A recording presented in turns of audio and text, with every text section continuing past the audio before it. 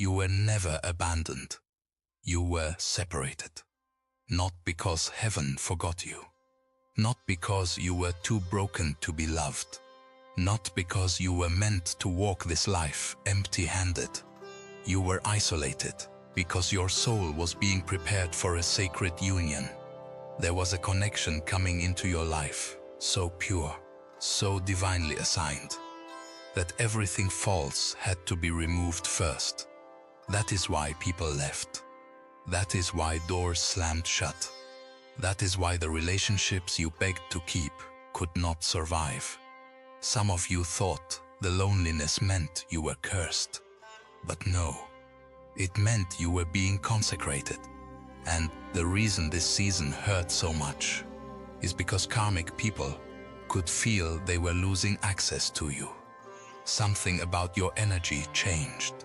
Something about your spirit became untouchable. Something about your path stopped matching the people who only came to drain, confuse, and delay you. This message is for the one who has cried in silence and wondered why life kept stripping everything away. It was not random. Your soul was being aligned for sacred love. Patmot, the isolation wound. You always knew it. Even before you had language for it. Even before you understood words like energy, destiny, sacred union, karmic cycles. You knew something about your life felt different. Not louder, not brighter, just different. You could sit in a crowded room and still feel the silence wrapping around you. You could smile at people, speak kindly, show up with warmth in your voice, and still feel, somewhere deep inside, that no one was really touching the place where your soul lived. That feeling has followed you for a long time, hasn't it? That quiet distance, that invisible wall, that strange ache of being near people, yet never fully with them. And maybe you blamed yourself for that. Maybe you wondered if you were too sensitive, too intense, too emotional, too deep for a world that only wanted small talk, surface-level connection, temporary comfort. Maybe you told yourself to be less aware, less open, less honest about what you feel. Maybe you tried to shrink your inner world just enough to fit inside other people's expectations. But it never worked, because this was never about you being too much. It was about your soul carrying a frequency that was never designed for ordinary connection. And that is the part many people will never understand. Your isolation was not random. It was not proof that you were unlovable. It was not heaven forgetting your name. It was not some cruel sentence placed on your life because you asked for too much from love, from truth, from belonging. No, your isolation was a wound, yes, but it was also a sign, a painful one, a holy one, a sign that your spirit was being pulled away from spaces, patterns, and people that could not hold what was being prepared inside you. You felt alone because your soul could not fully rest in what was false. Read that again in your spirit. You felt alone because your soul could not fully rest in what was false. That is why certain rooms exhausted you. That is why some friendships felt heavy, even when everyone else called them normal. That is why certain relationships made you feel more lonely inside the connection than outside of it. Because your spirit kaepete, noticing what your mind was trying to excuse. You were sensing misalignment. You were sensing noise where there should have been peace. You were sensing confusion where there should have been recognition. And because you did not yet have the full picture, you called it loneliness. But sometimes what you called loneliness was actually spiritual separation. Sometimes your soul was being moved away before your mind understood why. Sometimes heaven had to let you feel the emptiness, So you would stop attaching yourself to what could never nourish you. That hurts to hear, because you did try. You tried to belong. You tried to make the friendship work. You tried to stay loyal. You tried to make yourself easier to understand. You tried to become more acceptable, more convenient, less intense, less intuitive, less awake. You even tried pretending that what hurt you did not hurt you. You tried calling betrayal a misunderstanding. You tried calling emotional absence busy. You tried calling inconsistency timing. You tried calling spiritual heaviness love. But your soul knew. Your soul always knew. And that knowing became its own kind of pain. Because when you are the one who sees deeper, you often suffer earlier. You feel the crack before the break. You sense the shift before the leaving. You notice the coldness before the betrayal reveals its full face. And that makes life very lonely for chosen ones. Not because they are weak, not because they are broken, but because they feel what others dismiss. They hear what others ignore. They notice what others explain away. There is a loneliness that comes from being abandoned. But there is another loneliness, a more sacred one, a more piercing one. The loneliness of carrying perception in places where everyone else is asleep. The loneliness of feeling your own destiny tugging at you, while your outer life still looks ordinary, still looks delayed, still looks empty. The loneliness of knowing that where you are cannot be where you belong, but not yet being able to see where your soul is being led. That kind of loneliness changes a person. It humbles them. It strips them. It teaches them to survive nights no one claps for. It teaches them to cry without witnesses. It teaches them how to sit with unanswered questions and still keep their heart open.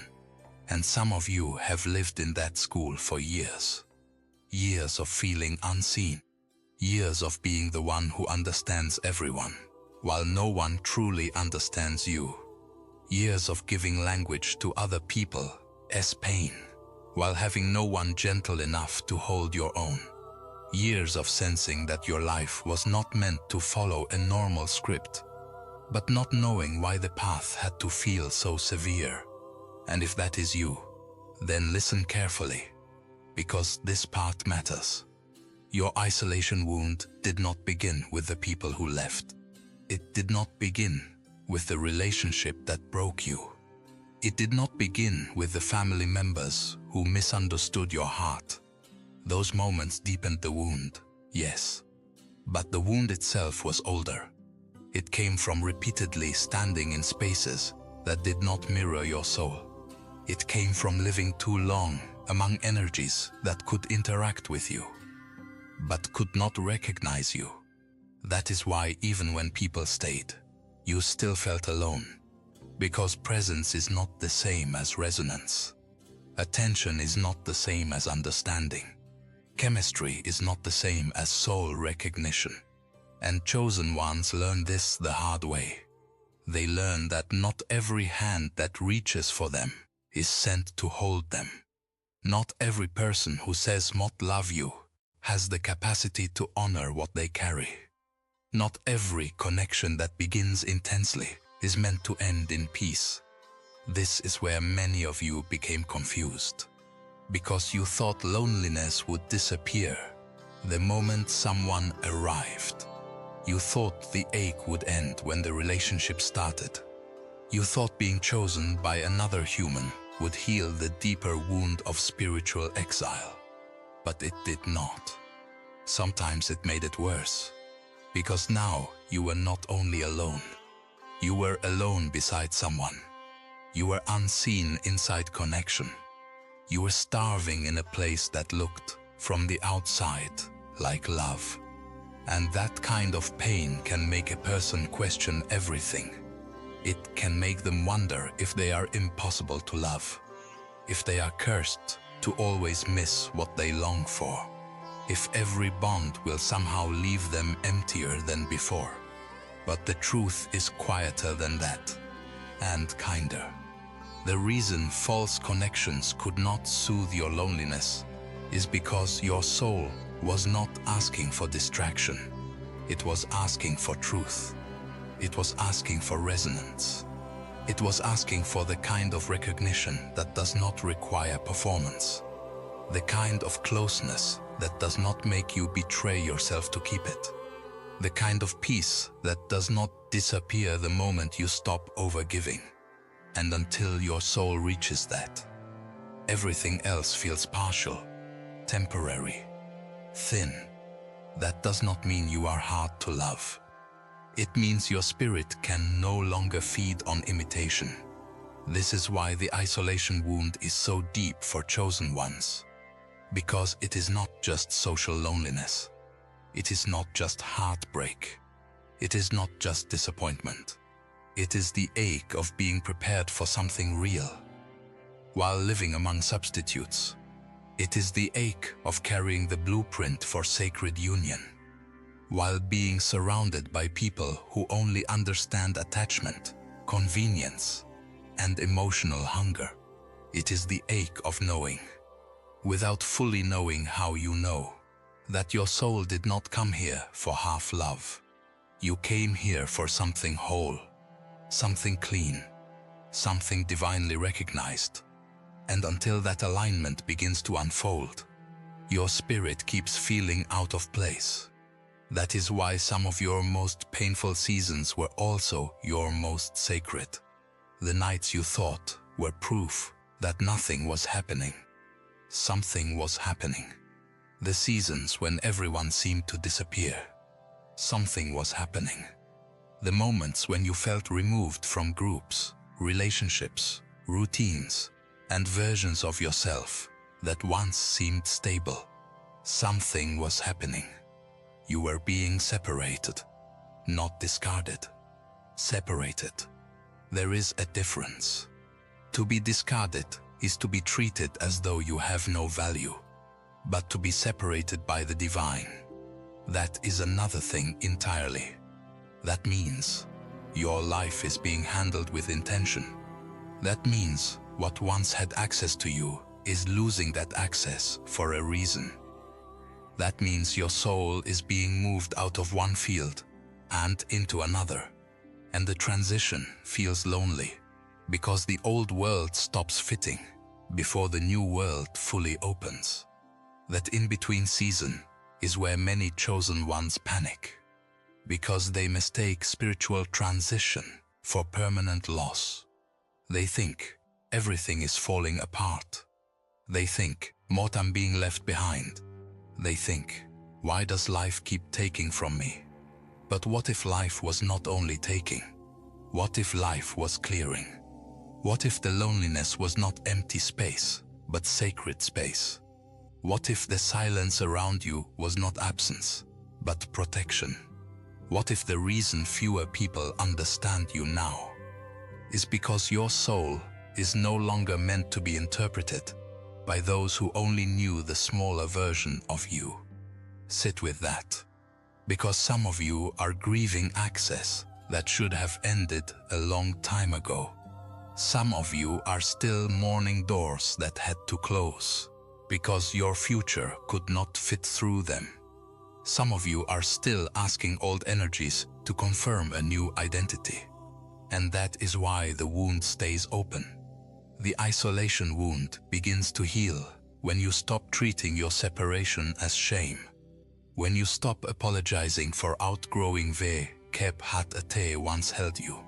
When you stop calling yourself difficult simply because your spirit rejected what your wounds used to tolerate. When you stop romanticizing the people who only had access to you when you were disconnected from your deeper truth.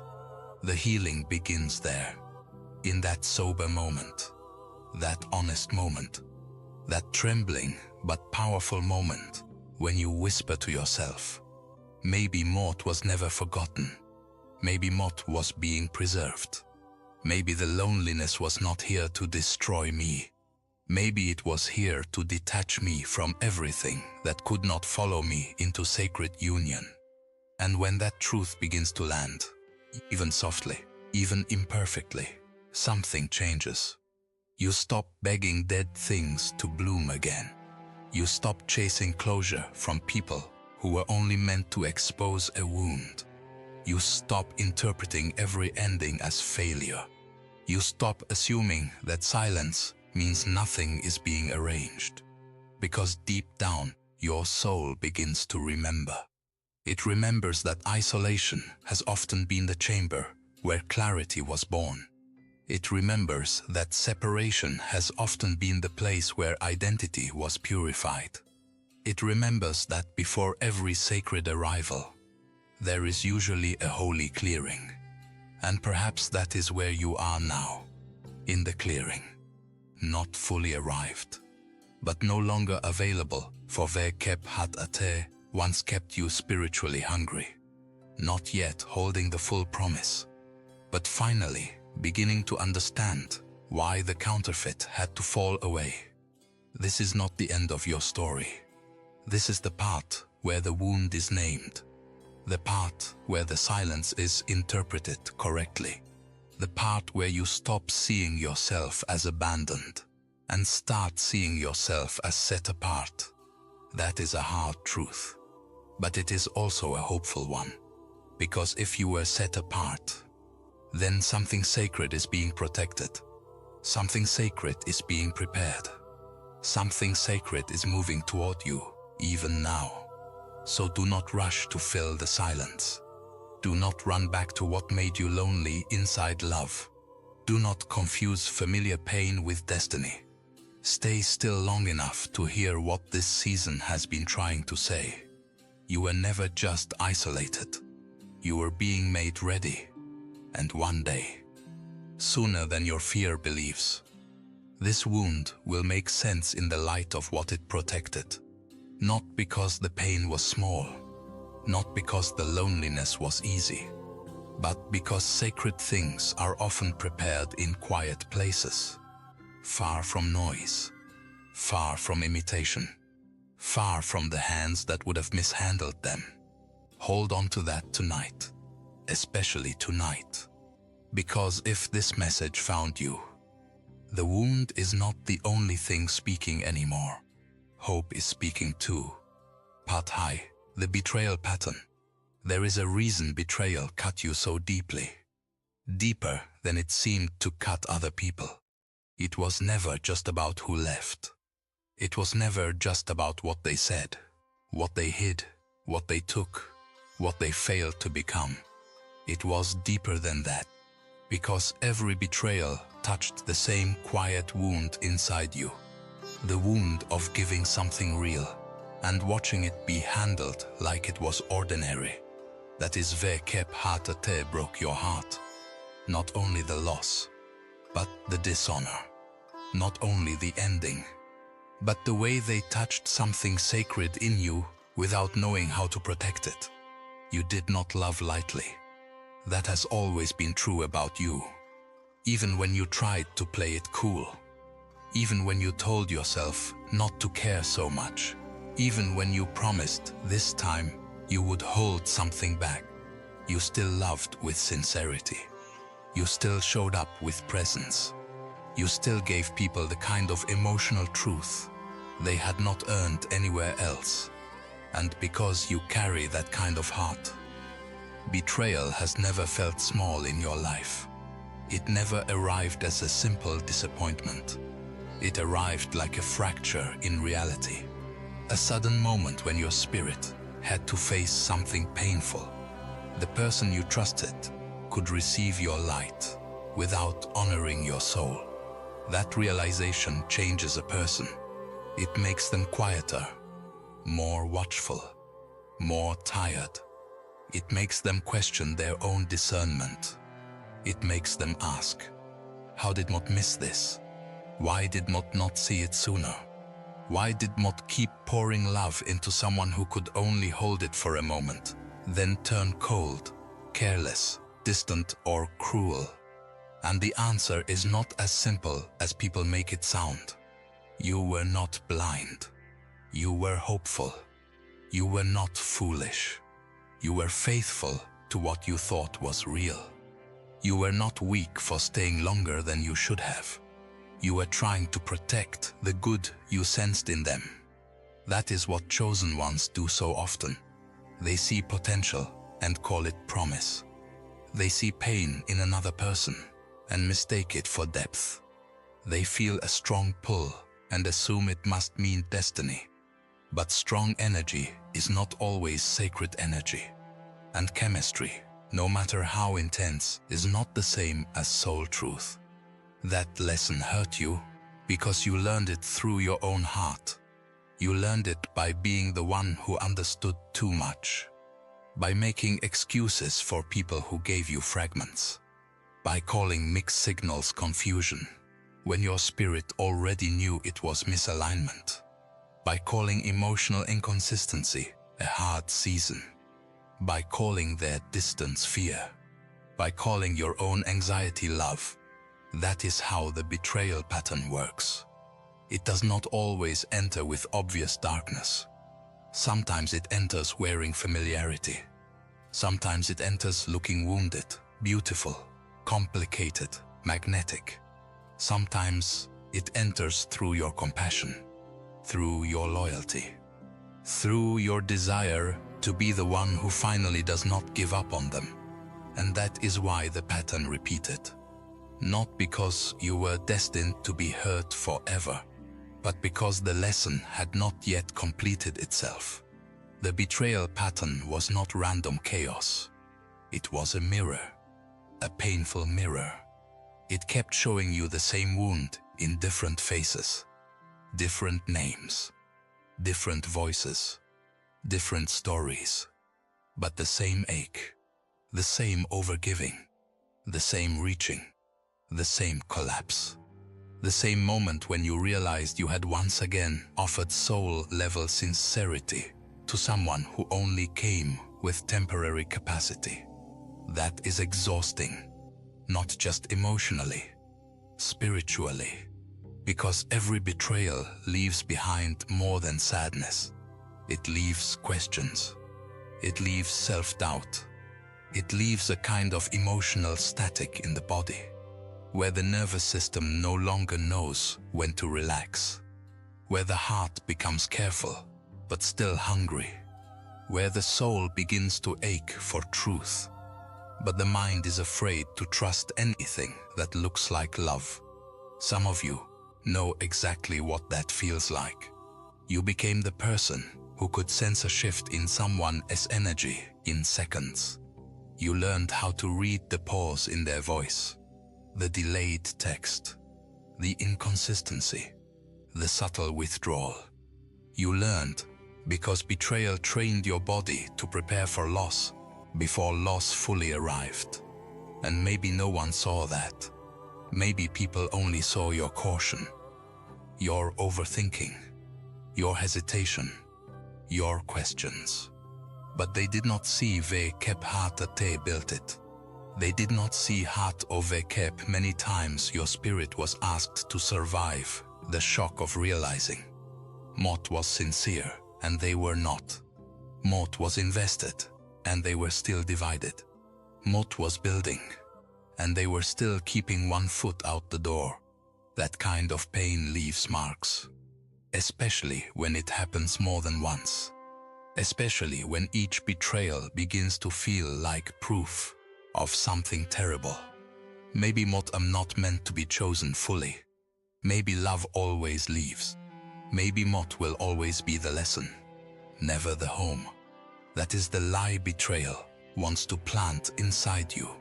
Not just that someone hurt you, but that hurt is all you can expect. Not just that one person failed you, but that love itself cannot be trusted. Not just that the connection ended, but that you must now live braced against every future possibility.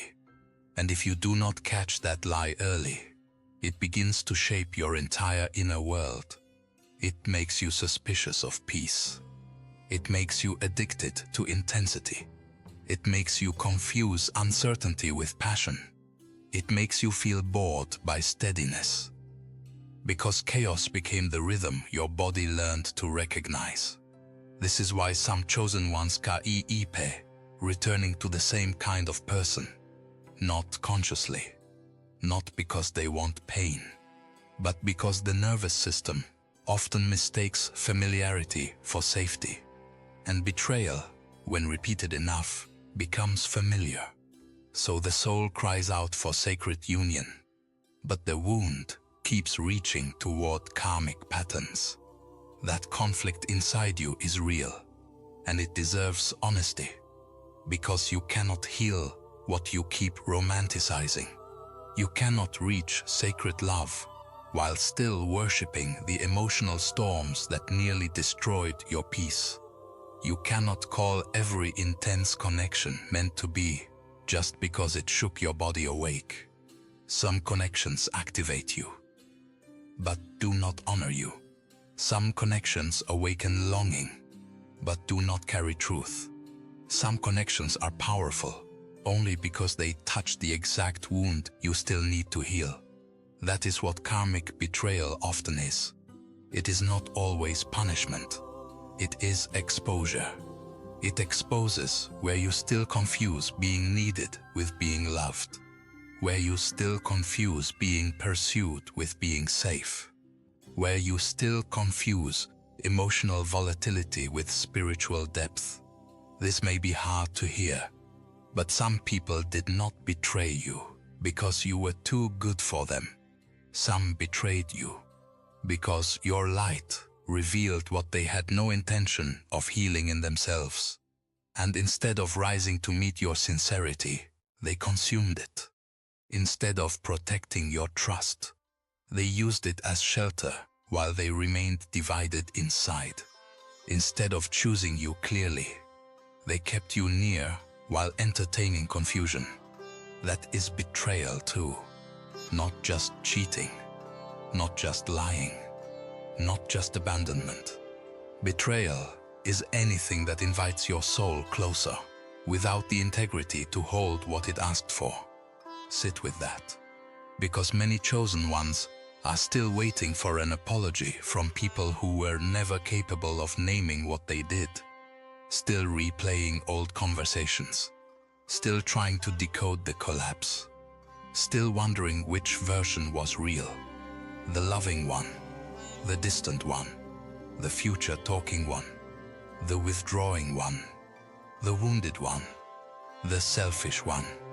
And that confusion becomes its own prison, because betrayal rarely ends cleanly. It leaves echoes. It leaves unfinished sentences in the mind. It leaves the heart searching for one final key that will make the whole thing make sense. But sometimes the clarity is simpler than the story. They could not meet you where you were. They could not sustain what your soul requires. They could not walk with you into the frequency your life is moving toward. And yes, that hurts. Because there were moments that felt real. Moments when they did reach for you. Moments when you saw tenderness. Moments when something in them almost opened. But almost can keep a chosen one trapped for years. Almost understood. Almost chosen. Almost loved right. Almost ready. Almost aligned. But sacred union does not live in almost. And that is why the betrayal pattern had to become visible. Not so you would become bitter, but so you would become discerning. Not so you would close your heart forever, but so you would stop handing it to those who only know how to touch it with unhealed hands. Discernment is one of the holiest things betrayal can produce, if you let it. Because once your eyes truly open, you begin to notice what you ignored before. You notice how your body contracts around certain people. How peace leaves the room before your mind can name why. How scum connections feed on uncertainty to keep you attached. How your spirit becomes tired long before the relationship actually ends. And when you stop overriding those signals, the pattern begins to lose power. That is when healing starts to become real. Not when the other person finally explains themselves. Not when they return. Not when they regret losing you. But when you stop asking betrayal to become a doorway to belonging. When you stop making an altar out of what broke your peace.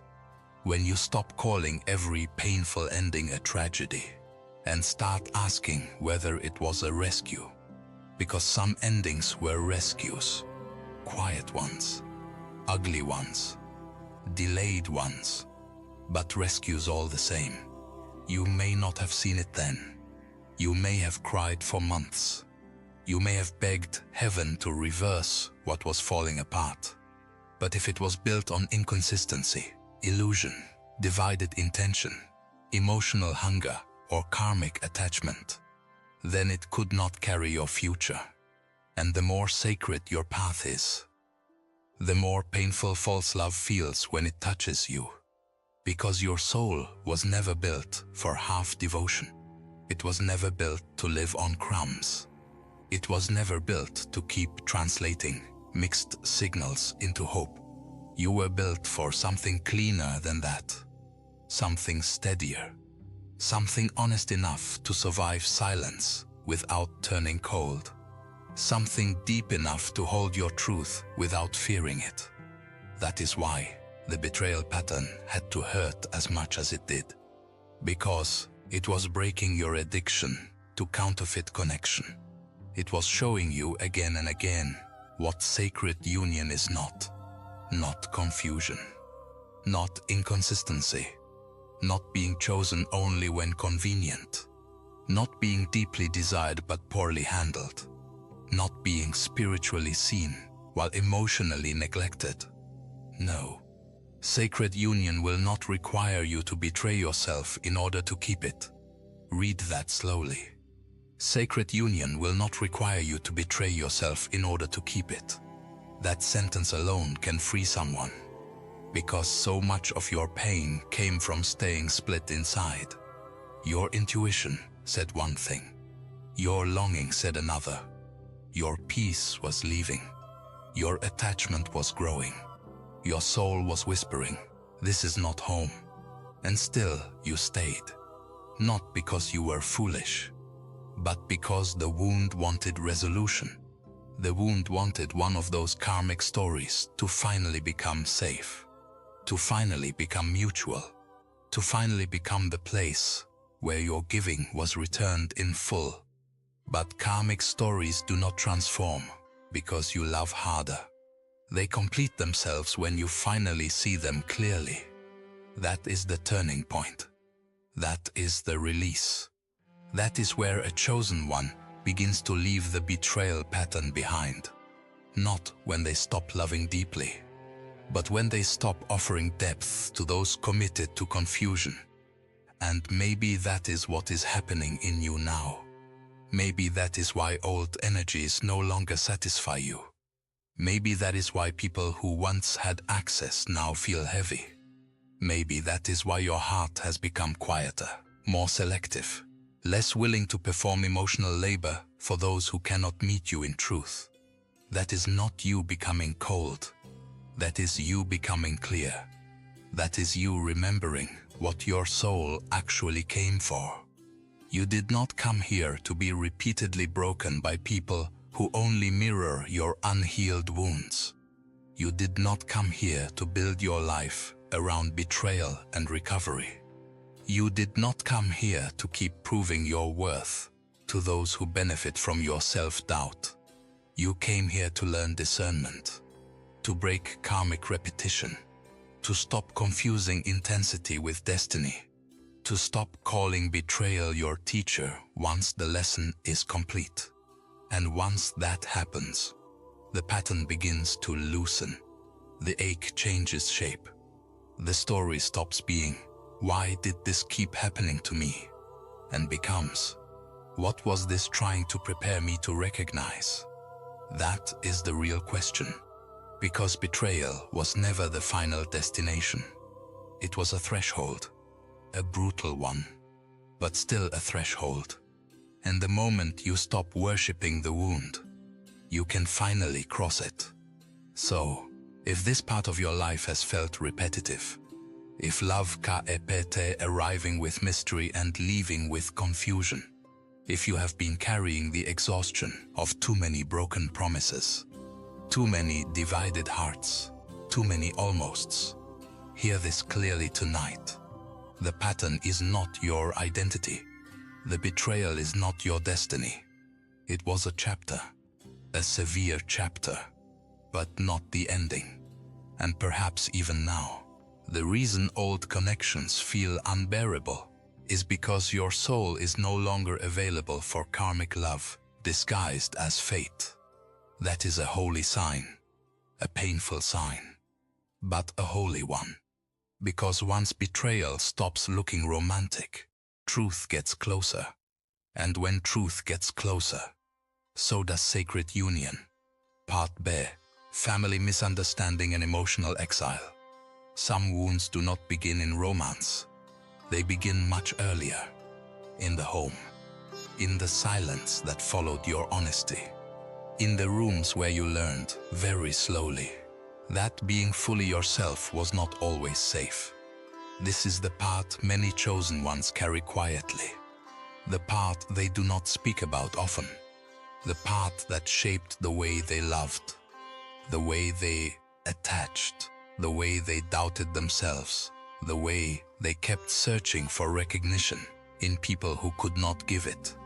Because before the betrayal pattern in love, before the karmic cycles, before the false unions and the delayed connections, there was often another pain, the pain of being emotionally unseen by the very people who were supposed to know you first. Family misunderstanding leaves a different kind of scar. It is not always loud. It is not always dramatic. Sometimes it is subtle. A glance, a dismissal, a repeated feeling that what you carried inside was too much for the people around you. Too sensitive, too intense, too spiritual, too emotional, too different. You may have heard those words directly, or maybe no one said them out loud, but you felt them. You felt them in the way your questions were brushed aside, in the way your pain was minimized, in the way your depth was treated like inconvenience, in the way you learned to translate your inner world into smaller, simpler pieces, just so the people around you would not pull away. That changes a child. That changes a soul. Because when your first environment does not reflect you clearly, you begin to grow around absence. You begin to adapt around misunderstanding. You begin to perform stability while carrying confusion. You begin to smile while quietly feeling like a stranger in your own life. And that is emotional exile. Not being physically removed, but learning that your truest self has no safe home in the spaces that raised you. Some of you know exactly what that feels like. To be loved, but not understood. Provided for, but not seen. Included, but never fully known. That kind of pain is hard to explain. Because from the outside, everything may have looked normal. Maybe your family was functional enough. Maybe no one around you would call it abuse. Maybe there were meals, conversations, routines, responsibilities, holidays, obligations. All the structures that make a life look complete. And yet, something essential was missing. The place where your soul needed to be met. The place where your sensitivity needed gentleness. The place where your intuition needed respect. The place where your pain needed witness, not correction. And when that place does not exist, chosen ones often become their own secret keepers. They carry their depth alone. They cry in private. They process in silence. They become early experts at self-containment. That is why so many of you learn to survive emotionally before you ever learn to receive emotionally. You became strong too soon, quiet too soon, wise too soon. You learned how to read the room before speaking, how to sense tension before it exploded, how to shrink your feelings to avoid becoming the problem, how to hold your tears until no one was watching, how to turn your wounds into maturity, because vulnerability did not always feel welcome, and people praised you for that. They called you resilient, independent, grounded, strong. But many times, what they called strength was adaptation. What they admired was the survival pattern. What looked like emotional maturity was often a soul that learned very early not to expect true attunement. This is important, because if you do not name that wound, you will keep building your adult life around it. You will keep calling emotional distance normal. You will keep being attracted to people who mirror the same unreachable energy. You will keep trying to earn closeness from those who give love in fragments. You will keep feeling strangely at home in connections that make you work for what should flow naturally. Because the nervous system remembers, the heart remembers, the soul remembers. It remembers what it was trained to call love. And for many chosen ones, love was introduced through misunderstanding, through emotional inconsistency, through being misread, through being valued for roles, but not received for essence. That is why emotional exile becomes so dangerous. Not because it destroys your ability to love, but because it distorts what love feels like. It teaches you to associate longing with connection. It teaches you to associate effort with closeness. It teaches you to associate self-abandonment with peacekeeping. And later, when karmic partners arrive, that old wound wakes up, because something in them feels familiar, not safe. Familiar.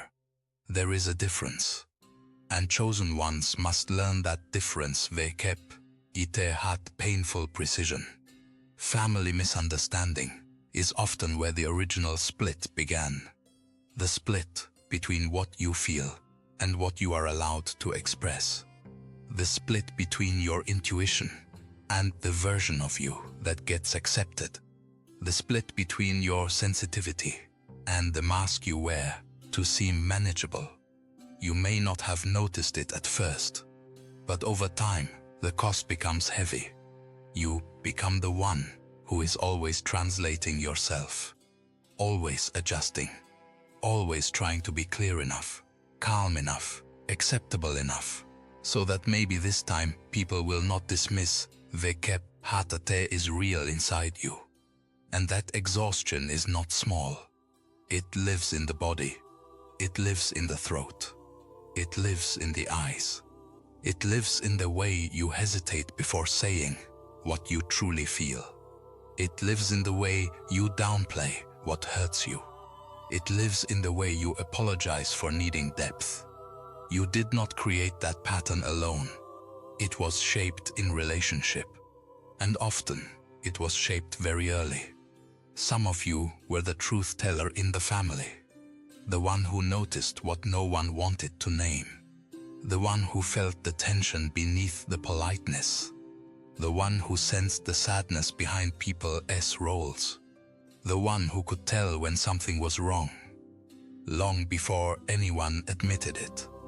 That gift is sacred, but in the wrong environment, it becomes lonely, because people do not always welcome the one who feels too much. They do not always honor the one who sees beneath appearances. Sometimes they make that person the problem. Too dramatic, too sensitive, too emotional, too much. And after hearing that enough times, A chosen one begins to exile themselves before anyone else can do it first. They silence their own knowing. They second-guess their own perception. They abandon their own emotional truth just to remain connected. That is how the wound deepens, not only through what others failed to give, but through what you learned to withhold from yourself. Sit with that, because many of you are still grieving love you never actually received in the form your soul needed it. You may have been cared for. You may have been needed. You may have been included. But being needed is not the same as being known. Being loved in someone else's limited language is not the same as being met in your full truth. And this is where so much confusion begins, because you feel guilty naming the ache. You think, maybe I should just be grateful. You think, maybe not expected too much. You think, maybe this is just how families are. But gratitude does not cancel truth. And truth matters here. Because if you keep minimizing the wound, you will keep choosing from it. You will keep reaching for people who almost understand you. You will keep feeling drawn to relationships where you must explain your depth over and over again. You will keep mistaking tolerance for intimacy, and your soul will remain hungry, not because you are impossible to satisfy, but because you were created for more than emotional survival. You were created to be recognized, to be mirrored, to be met. That is why this stage hurts so much for chosen ones. Because the family wound is not only about the past. It echoes into everything. It affects what you accept, what you pursue, what you excuse, what you fear losing, what you call love. And until that wound is brought into the light, the same emotional exile keeps repeating in adult relationships. You find yourself saying, "Not feel alone," even when not met with them. You find yourself sensing that people love the role you play, but not the full truth of who you are. You find yourself over-explaining your feelings to those who have already decided not to understand them. You find yourself becoming emotionally homeless in connection. And that phrase matters. Emotionally homeless. Because that is what many chosen ones have carried for years. Not the absence of people, but the absence of resonance. Not the absence of attention, but the absence of safe recognition. No wonder your soul grew tired. No wonder you began to crave silence. No wonder solitude started feeling cleaner than company. When connection repeatedly costs you your truth, isolation begins to feel holy, and in some seasons it is. Because there are times when being alone is less painful than being continually misread. There are times when the divine allows distance, not to punish you, but to stop the wound from deepening. There are times when you are taken out of circles, homes, roles, expectations, and inherited emotional systems, because your soul can no longer survive inside them. That does not make you ungrateful. It makes you honest. It makes you ready for another kind of life. One where love does not require constant translation. One where closeness does not demand self-erasure. One where your emotional reality is not treated like burden, but received as truth. And yes, this can bring grief. Because healing the family wound often means grieving what should have happened, but did not. It means grieving the conversations you never got, the softness you needed, the protection you longed for, the understanding that never fully arrived. It means releasing the fantasy that one day the same people who could not see you clearly in the beginning will suddenly become the mirror your soul always needed. Sometimes they grow, sometimes they soften, Sometimes healing happens in ways that surprise you. But sometimes, the deepest healing is accepting their limits without making those limits a verdict on your worth. That is liberation. Painful liberation, but liberation. It is the moment you stop asking emotionally unavailable spaces to become your home. It is the moment you stop measuring your value by how well others understand your spirit. It is the moment you stop trying to be digestible for people committed to misunderstanding you. And when that shift begins, something sacred happens. You come back to yourself. Slowly, tenderly, without performance. You stop speaking over your own intuition. You stop dismissing the signals in your body. You stop explaining away the ache. You stop calling emotional exile normal. And, little by little, your soul begins to believe that it deserves a different kind of connection. Not just survival, not just politeness, not just shared history. Real resonance, real safety, real recognition. This is why so many chosen ones go through a season where family systems feel heavy, old identities fall away, and even familiar spaces begin to feel spiritually tight. It is not rebellion. It is recalibration. Your soul is no longer willing to live where it cannot breathe.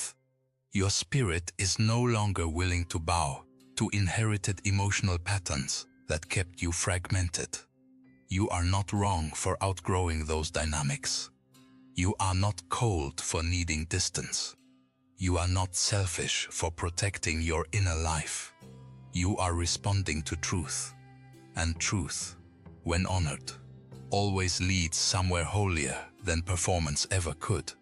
So if this part of your story feels painfully familiar, if you have spent years feeling like the misunderstood one, the deep one, the one who carries two u shehat alone, the one who was loved in pieces but rarely met in fullness, hear this softly tonight.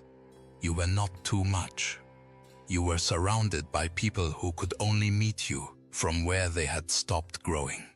That is not the same thing.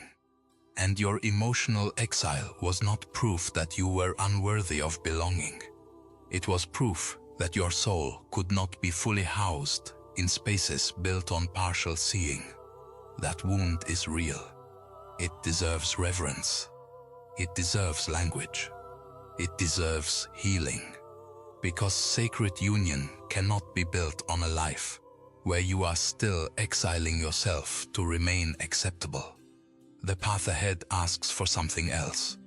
It asks you to come home to your own truth first, to stop negotiating your depth, to stop apologizing for your sensitivity, to stop making yourself smaller just to stay connected to systems that only recognized fragments of you. That chapter is ending, and the more honestly you name the exile, the more powerfully you begin to leave it. One day, you will no longer call it rejection. You will call it redirection. You will see that your soul was never meant to be permanently rooted in places where it had to hide. You will understand why so much distance had to happen, why certain roles had to collapse, why certain identities had to die, why some people could only walk with you part of the way. Because the life you are moving toward, the love you are being prepared for, the sacred union your spirit remembers, cannot be built in exile. It can only be built in truth. And truth begins here. When you finally admit that being misunderstood wounded you, when you stop pretending it did not matter, when you stop carrying the ache like it is just part of who you are. No, it was a season, a shaping, a painful preparation, but it is not your final home. You are being led out of emotional exile now, out of partial love, out of inherited silence, out of relationships that require self-betrayal, and into something your heart has been whispering about for a very long time. A place where you do not have to translate your soul to be loved. A place where being seen does not come with punishment.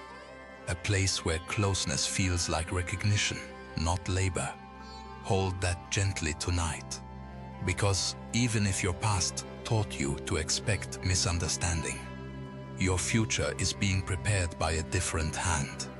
And that hand does not confuse your depth for a burden. It knows exactly why you had to survive what you did.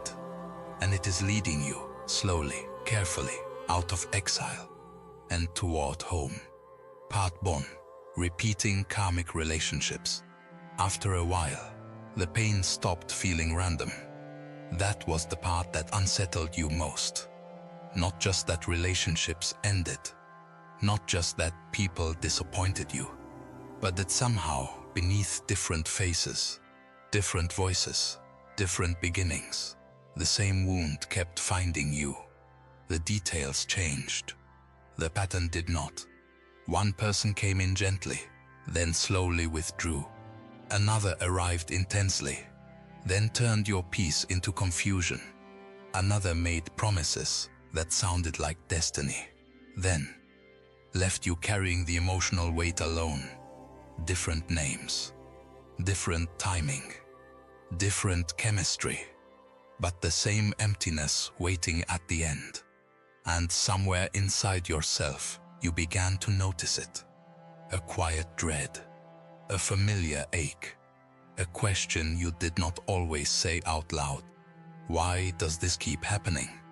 Why do the people look different, but the pain feels the same? Why does every connection begin with hope, then somehow circle back to exhaustion, uncertainty, silence, or loss? That question is holy. Painful, but holy. Because the moment you begin to notice the repetition, you are no longer fully asleep inside it. You are beginning to wake up. Chosen ones often do not enter karmic relationships because they are foolish. They enter them because something in the connection feels spiritually charged, immediate, magnetic, unfinished. There is a pull. A recognition that feels almost sacred, but not peaceful. And that is where many souls become confused. Because they were taught to trust intensity. They were taught that if something shakes them deeply, it must be meaningful. If it makes them obsess, ache, long, wait, surrender everything, then surely it must be love. But intensity is not always truth. And magnetism is not always alignment. Sometimes what feels undeniable is actually unresolved. Sometimes what feels fated is actually familiar pain dressed in spiritual language. Sometimes what feels like a soul calling is really an old wound whispering. This is the kind of love you already know how to chase. That is how karmic repetition works. It does not just bring you people. It brings you mirrors, painful mirrors. People who activate the exact wound that has not yet been fully healed. People who stir the same fears. The fear of abandonment. The fear of not being enough. The fear of being chosen halfway. The fear of having to earn your place in someone else's heart. And because the wound is old, the connection feels strangely powerful. Not because it is always divine, but because it reaches something deep, something unfinished, something still asking to be seen. This is why repeating karmic relationships can feel so confusing. Each time, you think this one is different, and in some outer way, maybe it is. Different personality, different history, different story. But the emotional architecture remains the same. You are the one who gives more. You are the one who waits longer. You are the one who explains, forgives, holds space, sees the potential, believes in the transformation. and keeps hoping the inconsistency will turn into devotion. And then, little by little, the same old ache returns. The overthinking, the wondering, the feeling that something is off, but not wanting to admit it.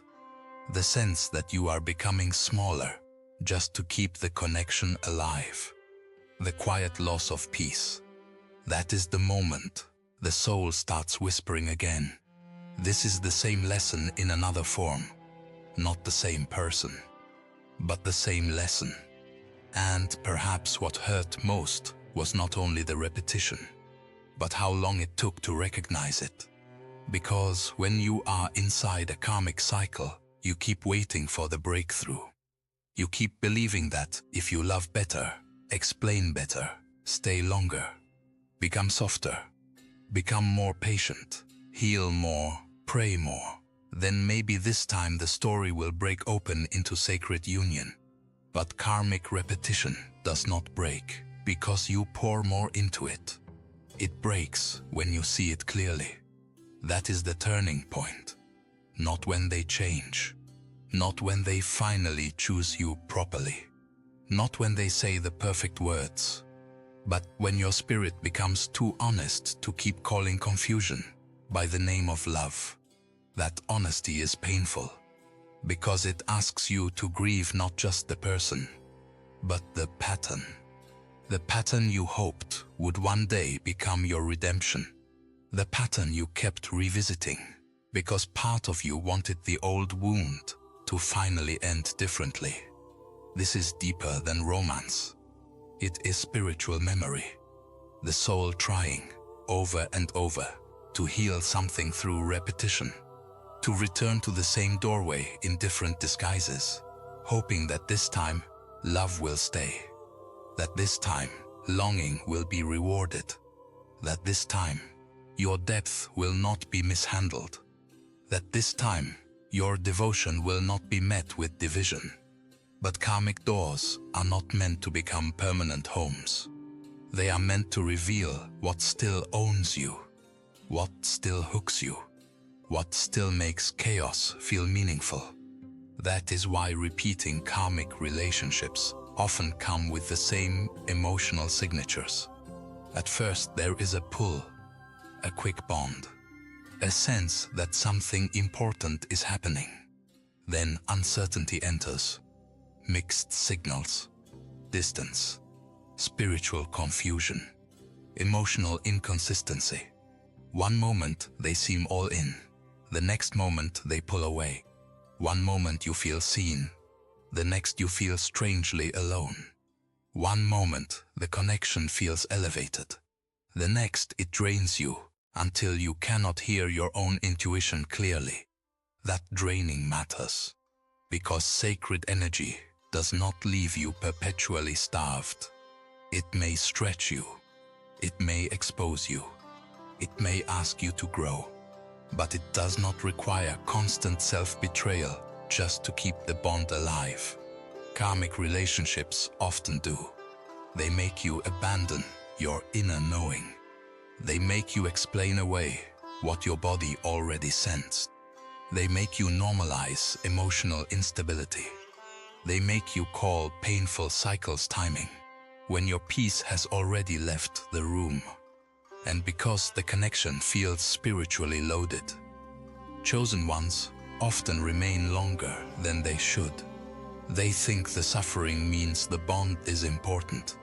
They think the ache proves the depth. They think the repeated pull means destiny. But no, sometimes the repeated pull means the wound has not fully released its grip. Sometimes it means your spirit is still trying to separate true recognition from trauma familiarity. That distinction can save a life, because many chosen ones lose years inside repeating karmic stories, not because they lack wisdom, but because the pattern does not show its full face all at once. It arrives through hope, through longing, through the seductive promise that this person will finally be the one who understands your soul. And for a moment, maybe they do touch it. That is what makes it hard. Karmic people are not always empty. They are not always cruel from the beginning. Sometimes they reflect just enough truth to make you stay. Just enough softness. Just enough vulnerability. Just enough chemistry. Just enough almost. And almost can be one of the most dangerous words in a chosen one's love life. Almost ready. Almost clear. Almost available. Almost healed. Almost choosing you. Almost becoming the person your soul hoped they could be. But almost is still misalignment. And the longer you live inside almost, the more your spirit forgets what fullness feels like. This is why repeating karmic relationships are so exhausting. They do not simply break your heart once. They train your nervous system into cycles of anticipation and collapse, hope and withdrawal, contact and silence, intensity and distance. And after enough repetition, you begin to confuse instability with meaning. You begin to feel suspicious of anything calm, anything steady, anything clear, because chaos became the language your wound learned to recognize as important. That is one of the cruelest effects of karmic repetition. It can make peace feel unfamiliar, and when peace feels unfamiliar, the soul may hesitate right at the edge of what it has been praying for. That is why this lesson matters. Not to shame you, not to make you cold, but to restore your sight. You are not here to keep proving that your love can survive confusion. You are not here to build your identity around waiting for emotionally unavailable people to awaken. You are not here to stay loyal to patterns that keep erasing your peace. You are here to notice, to discern, to break repetition, to bless the lesson and leave the cycle. Some of you are at that threshold right now. You can feel it. Old connections no longer enchant you the same way. The familiar push-pull feels heavy now. The people who once had access to your emotional world begin to feel spiritually expensive. What once felt irresistible now feels draining. That shift is sacred. It means your soul is outgrowing what once controlled it. It means the pattern is losing power. It means your discernment is becoming stronger than your longing. That is a holy moment. Because for many chosen ones, the deepest captivity was never the person. It was the repetition, the cycle, the pattern that kept dressing itself in new faces and asking to enter your life again. And every time you called it destiny, it stayed longer. Every time you called it a test of patience, it stayed longer. Every time you mistook emotional struggle for spiritual depth, it stayed longer. But once you name it accurately, once you stop romanticizing the repetition, once you admit that your peace has been the true casualty of these bonds, something begins to break open. The spell weakens. You stop asking, how do I make this work? And begin asking, why did my soul keep choosing what felt like home when it was really an old wound? That question changes everything, because it shifts the focus away from them and back to the sacred work inside you. The work of noticing what you are available for. The work of grieving the pattern without worshipping it. The work of releasing the fantasy that one more karmic cycle might suddenly become the union you were always meant for. No. Sacred union does not need your confusion to sustain itself. It does not survive on mixed signals. It does not ask you to become anxious just to feel connected. It does not make you perform worthiness in hopes of receiving consistency. That is karmic architecture. And perhaps for the first time, you are seeing it clearly enough to leave. Not with bitterness, but with truth. Not with hatred, but with holy exhaustion, the kind that says, "Mot cannot do this to my soul again. Mot cannot keep returning to doors that only open halfway. Mot cannot keep translating emotional instability into divine timing. Mot cannot keep offering sacred devotion to those who only know how to meet me in fragments." That is not failure. That is awakening. That is vekep hatate happens when the chosen one finally realizes the repetition was never proof of unworthiness. It was proof of a lesson, insisting on completion. And once the lesson is complete, the cycle no longer needs to continue. Read that slowly.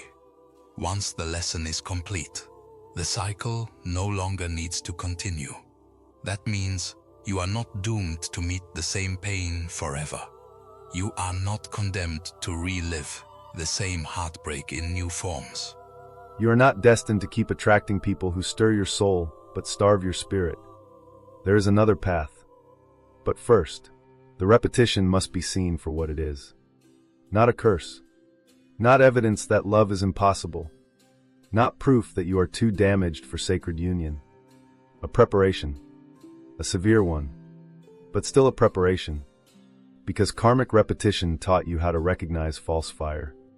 How to tell the difference between being activated and being cherished. How to tell the difference between being pursued and being protected.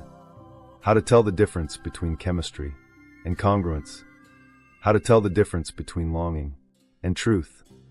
Those lessons were expensive, but they were not meaningless. And if you let them ripen into discernment, they will not be wasted. One day, maybe sooner than you think, you will notice that the old patterns no longer have the same grip. The people who once would have consumed your mind no longer move your spirit the same way. The chaos that once looked magnetic now looks tired. The uncertainty that once felt profound now feels familiar, and therefore easier to refuse. That is growth. Quiet growth. Invisible growth. But powerful. Because when the chosen one stops calling repetition by sacred names, a new timeline begins to open. A cleaner one. A truer one. A path where the soul no longer has to keep learning through heartbreak what it is finally ready to receive through recognition. So if this part of your journey has felt like circles, if you have loved different people but carried the same ache, if you have kept meeting versions of the same lesson and wondering when it would end, hear this softly tonight. It ends when you stop bowing to the pattern. It ends when your peace becomes more precious than the pull. It ends when your spirit says yes to truth and no longer mistakes repetition for fate. That moment may already be closer than you realize. And if it is, then what once felt like endless heartbreak may soon be understood for what it really was. The final repetition before release. Part 5. The question they've carried in silence. There is a question you have carried for a very long time. Not always out loud. Not always in words. Sometimes it lived in your chest like pressure. Sometimes it sat in your throat like something unsaid. Sometimes it followed you into the night, after the conversations ended, after the messages stopped, after everyone else seemed able to move on while you were still trying to understand what your soul had just survived. It is a quiet question, but it has shaped so much of your inner life. Why does this keep happening to me? Why do I keep losing people I loved sincerely? Why do I keep reaching places where hope begins, only to watch everything collapse again? Why does my path feel so delayed? Why does my heart keep getting stretched by things that never fully stay? Why do I always feel like I am standing near love, but not fully inside it? That question has a weight to it, because it is never only about one person, never only about one ending, never only about one betrayal, one silence, one almost relationship, one broken promise, one spiritual confusion. It is the sum of all of it. It is the ache that forms when your life begins to look patterned, when your pain begins to feel repetitive, when your soul starts noticing that this is no longer just random heartbreak. It is something deeper, something more mysterious, something that seems to be trying to say something, but only through loss. And that is what exhausted you. Not only the pain, but the meaninglessness of it, or at least, what felt like meaninglessness. Because pain without meaning is one of the heaviest things a soul can carry. A heartbreak can be survived. A betrayal can be grieved. A disappointment can be integrated. But when those things begin happening again and again, and no clear answer comes, the spirit starts to grow tired in a different way. It starts to wonder if it is cursed, if it is being punished, if it missed something everyone else seems to understand, if maybe it asks for too much, if maybe it was never meant to receive the kind of love it can feel so clearly in its own heart. Some of you have sat with those thoughts in silence for years.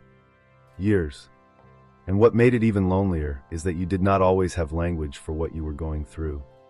From the outside, people may have called it bad timing, bad choices, being too sensitive, being too attached, needing to just move on. But your soul knew it was more than that. You knew there was a spiritual pattern here, a deeper repetition, a lesson that had not yet revealed its full name. That is why the question stayed alive inside you. Because your suffering did not feel ordinary. It felt assigned, not in a cruel way, but in a way that made you sense there was something behind the veil you were not seeing yet. And when a chosen one begins to sense that, the loneliness deepens. Because now you are not only hurting, you are searching. You are searching for the code, the reason, the hidden thread, the divine explanation that could finally help you breathe differently inside your own story. You wanted to know, why was I the one who had to endure so much stripping? Why was I the one who had to watch people leave just when I began to trust? Why was I the one who kept meeting reflections of love, but not the settled reality of it? Why was my life built like this? Those questions were not weakness. They were not self-pity. They were the mind trying to catch up to what the soul already knew. This was not random. This was not surface level. Something larger was moving. But because you could not see it clearly yet, you did what many wounded people do. You turned the question inward. You made yourself the answer. Maybe it's me. Maybe I am too much. Maybe I love wrong. Maybe I choose wrong because something in me is broken. Maybe I sabotage things without realizing. Maybe I was never meant to belong anywhere deeply. That is one of the saddest things the silent question does. When it remains unanswered too long, it starts to become identity. The question changes from, why is this happening? To, what is wrong with me? And once that shift happens, pain becomes personal in a dangerous way. Because now every ending does not just hurt. It confirms. It seems to confirm the fear that you are difficult to hold, difficult to understand, difficult to choose fully. It seems to confirm the fear that the life you long for is for other people, not for you. That is why this part matters so much. Because before sacred truth can enter, the lie has to be exposed. And the lie is not only that people hurt you. The deeper lie is that their inability to hold you must mean something is flawed in your soul. No, that is not the truth. But when someone has carried the silent question for too long, they begin interpreting every closed door through self-blame. Every delay becomes a verdict. Every loss becomes evidence. Every karmic collapse becomes another reason to distrust themselves. And all the while, a quieter truth is waiting underneath. A truer question. Not, what is wrong with me? But, what if this was protecting me in ways I could not yet understand? That question changes the air in the room, because it opens a door your soul has been standing near for a long time. The possibility that your pain has not been rejection, but redirection. The possibility that the repeated endings were not punishment, but interruption. The possibility that certain people were not taken from you because you were unworthy, but because they could not travel into the next field your life is entering. That does not erase the pain. It does not make betrayal gentle. It does not make loss easy, but it gives the ache a shape, a sacred shape. And once pain has shape, it can begin to transform. That is what your spirit has been reaching for all along. Not a quick answer, not a shallow comfort. Transformation. You did not want someone to simply tell you, everything happens for a reason, and walk away. No, your soul wanted the real thing. The kind of truth that can hold the severity of what you endured. The kind of truth that does not insult your intelligence by pretending the wound was small. The kind of truth that honors the reality that some nights nearly broke you. Some delays did feel unbearable. Some losses changed your nervous system. Some patterns left you exhausted in places language cannot easily reach. You needed a truth large enough to hold that. And perhaps that is why this question remained with you. Because your soul refused cheap explanations. It was waiting for revelation. Waiting for the moment when the pattern would stop feeling like meaningless suffering and begin to reveal itself as preparation. That moment is closer than you think. But before it fully opens, the silent question has to be honored. Not rushed past. Not spiritually bypassed. Honored. Because it came from a real place. A heart that loved deeply. A spirit that kept showing up. A soul that could feel there was more, even when outer reality kept delaying it. You have every right to ask why. Every right. Why did so many people enter only to confuse the path? Why did you have to carry loneliness so early? Why did your heart have to be broken in so many hidden ways before clarity arrived? Why did the false come first? Why did the almost come before the recognition? Why did so much have to be stripped away? These are not weak questions. They are sacred thresholds. Because the right answer does not shut down the soul. It opens it. And for many chosen ones, the answer begins here. Because your life was never meant to be built on what was unstable. Because your soul was not meant to settle for what only resembled love. Because what is assigned to you is too sacred to arrive in a field crowded by karmic noise. Because if sacred union had arrived before your discernment was sharpened, you might not have recognized it clearly. Because if the false had not revealed itself first, you might still be mistaking intensity for truth. Because the question itself was preparing you. It was burning away naive illusions. It was making you less willing to accept confusion. It was forcing you to ask for a deeper kind of answer than the world usually gives. And that kind of asking changes a person. Quietly, severely, wholly. It turns them inward. It makes them listen more carefully. It teaches them to stop trusting appearances. It teaches them to stop calling every open door divine. It teaches them to measure connection not by how intense it feels, but by what it does to their peace. That is what the silent question was doing in you. It was deepening your discernment. Even while it hurt. Even while it made the nights long. Even while it made you feel like no one else could fully understand the path you were walking. The question was not empty. It was working on you. Sometimes the deepest spiritual work happens inside the questions that refuse to leave. Not because heaven is silent, but because the soul is being enlarged enough to receive an answer that can actually hold its future. Sit with that, because maybe the reason the answer delayed was not cruelty. Maybe it was capacity. Maybe your life needed to be unfolded in layers. Maybe the wound had to be seen from several angles before the full pattern became visible. Maybe the losses had to gather in one place, not to crush you, but to show you clearly what could not come with you.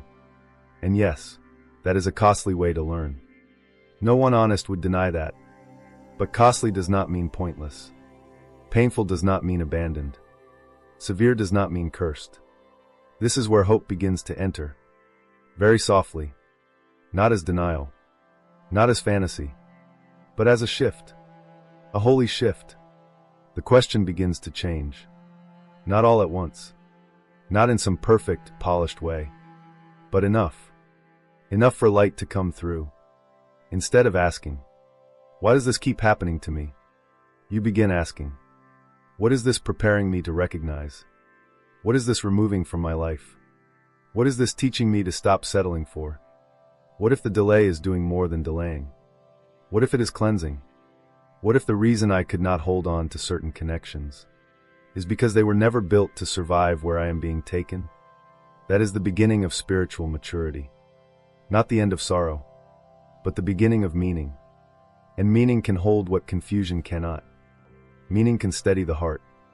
Meaning can help the nervous system unclench. Meaning can restore dignity to pain that once felt random. That is why this silent question is such an important part of the journey. Because it marks the place where the chosen one stops sleepwalking through heartbreak. and starts listening for the architecture underneath it, the hidden intelligence, the sacred rearrangement, the divine refusal to let their life settle in the wrong hands. One day, perhaps sooner than you expect, you will look back at the years when this question haunted you, and you will not despise those years. You will understand them. You will see that the question was never there to torment you. It was there to keep you searching until counterfeit love lost its seduction. It was there to keep you from making permanent homes in temporary lessons. It was there to deepen your hunger for what is clean, mutual, true. It was there to make sure that when sacred union approaches, you do not greet it with the same blindness that kept the karmic cycles alive. That is mercy. Severe mercy. But mercy, because sometimes the divine answers not by giving immediately, but by refusing to let the wrong thing satisfy you. Read that slowly. Sometimes the divine answers not by giving immediately, but by refusing to let the wrong thing satisfy you. That may be the hidden story of your whole life so far. Why the almost kept collapsing. Why the false could never fully stay. Why the connections that looked convincing eventually revealed their limits. Why the question kept following you. Because your soul could not be pacified by substitutes. Because your path would not allow you to rest in imitation. Because somewhere beneath all the grief, something holy was guarding your future. So if you are in that place tonight, still carrying the question, still wondering why the road had to be this long, this empty, this strange, do not rush yourself. Do not shame yourself for asking. Do not pretend the wound is smaller than it is. But also, do not conclude too early that the silence means there is no answer. There is, and you're getting closer to it. Closer than you were in the last heartbreak. Closer than you were in the last delay. Closer than you were when you still believed every intense connection deserved permanent access to your heart. The question has done its work. It has refined you. It has sobered you. It has made you harder to deceive. It has made you more honest about what your soul can no longer survive. And that means something. It means the chapter of pure confusion is ending. It means the answer is no longer far away. It means the pain is approaching meaning. And when pain approaches meaning, sacred revelation is never far behind. So hold the question gently tonight. Do not fear it. Do not let it become a weapon against yourself. It is not proof that you are broken. It is proof that your soul was never meant to live on shallow answers. You are always going to need the deeper truth. And the deeper truth is coming. Not to erase the path, but to illuminate it. Not to deny the wound, but to reveal what it was protecting. Not to shame your longing, but to show you why it could never be fulfilled by what kept leaving. The question you carried in silence was never the end of the story. It was the doorway. And now, you are finally close enough to step through. Part 6. The pain was purification. There comes a moment in the journey when the soul can no longer survive on the old interpretation of pain. The old interpretation says, you were rejected. You were left behind. You were overlooked. You were punished. You were denied what others seem to receive so easily. That interpretation may have carried you for a while. It may have explained the tears, the confusion, the nights when everything felt stripped down to bone. But it cannot carry you any farther now, because there is another truth beneath the pain. A harder truth, yes, but also a holier one. The pain was purification. Not all of it. Not every human cruelty. Not every act of betrayal. Not every wound was sent by heaven. Let us be honest about that. Some people chose from their own brokenness. Some people mishandled what was sacred in you because they were divided within themselves. Some losses were born from immaturity, fear, selfishness, karmic blindness. But even then, even inside what others meant carelessly, something greater was still working. Something precise. Something hidden. Something that refused to waste your suffering. That is the part the chosen one must understand. The pain did not always come from the divine, but the purification can still be divine. Read that slowly. The pain did not always come from the divine, but the purification can still be divine. Because there is a difference between being harmed and what your soul becomes through what it survives. There is a difference between the breaking and the holy work that begins in the aftermath. At first, you only saw the loss. Of course you did. You saw the person leaving, the door closing, the dream collapsing, the prayer hanging unanswered in the dark. You saw what was taken, what ended, what would not return in the same form. And because that was all you could see, you assumed the story was about emptiness, about deprivation, about not getting what your heart had begged for. But purification rarely feels gentle while it is happening. It feels like removal. It feels like silence.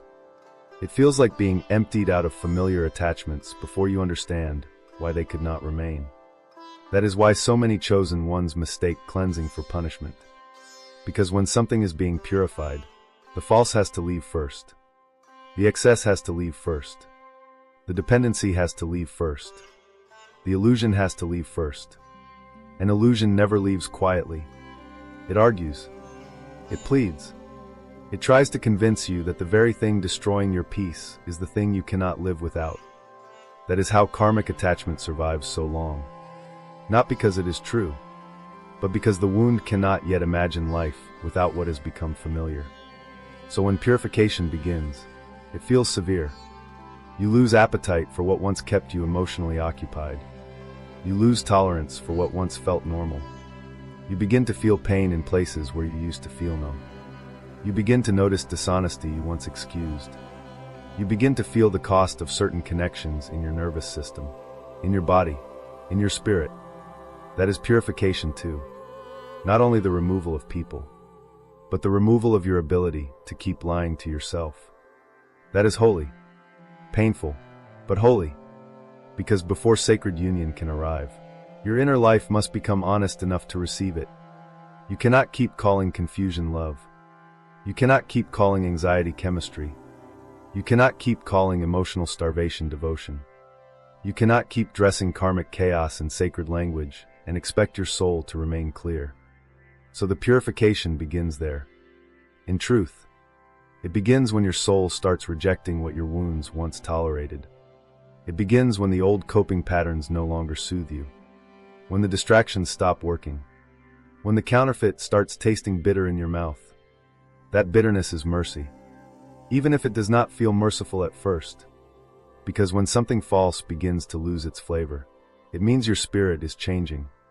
It means your frequency is becoming less compatible with what once kept you small. It means your life is no longer available for the same compromises. You may have felt this already. The strange loneliness that comes when old people can still reach you, but they no longer fit. The strange grief that comes when your heart still remembers them, but your spirit cannot return to the same illusion. The strange quiet that follows when the old cycle ends and nothing new has appeared yet. That in-between space is where purification deepens. It is where the chosen one is asked to stand without rushing back to familiar noise, without filling the silence too quickly, without forcing a new connection just to escape the discomfort of spiritual emptiness. That takes strength, more strength than most people realize, because the soul in purification feels stripped of its old anchors. What used to comfort you no longer comforts you. What used to distract you no longer distracts you. What used to make the ache disappear for a moment no longer has power over you in the same way. And that can feel terrifying, until you understand what it means. It means you are being detached. Detached from the people who fed on your confusion. Detached from the patterns that thrived on your self-abandonment. Detached from the cravings that kept you circling lessons that were already complete. Detached from the versions of yourself that could still settle for almost. Purification is not only about what leaves your life. It is also about what leaves your identity. The version of you who begged for crumbs. That version begins to die. The version of you who could remain in uncertainty for months because the intensity made it feel spiritual. That version begins to die. The version of you who measured love by longing, by ache, by how much it cost you to hold on. That version begins to die. And death, even spiritual death, is never comfortable. It is sacred, but it is not comfortable. You feel it in the loss of appetite for old games. You feel it in the grief that comes when you realize some prayers were never going to be answered in the form you requested. You feel it in the ache of recognizing that what you called destiny may have only been a severe lesson preparing your discernment. This is where many people turn back, because purification asks for surrender without immediate reward. It asks you to release what is false before what is true is fully visible. It asks you to let your hands empty before they can hold anything sacred. And the human heart does not always like empty hands. It wants evidence. It wants reassurance. It wants timelines. It wants visible proof that the stripping is leading somewhere. But the soul often learns deepest trust in the season where nothing false remains, and nothing final has arrived yet. That season is not wasted. That season is the furnace. The holy furnace where motives are clarified. Attachments are exposed. Illusions are burned away.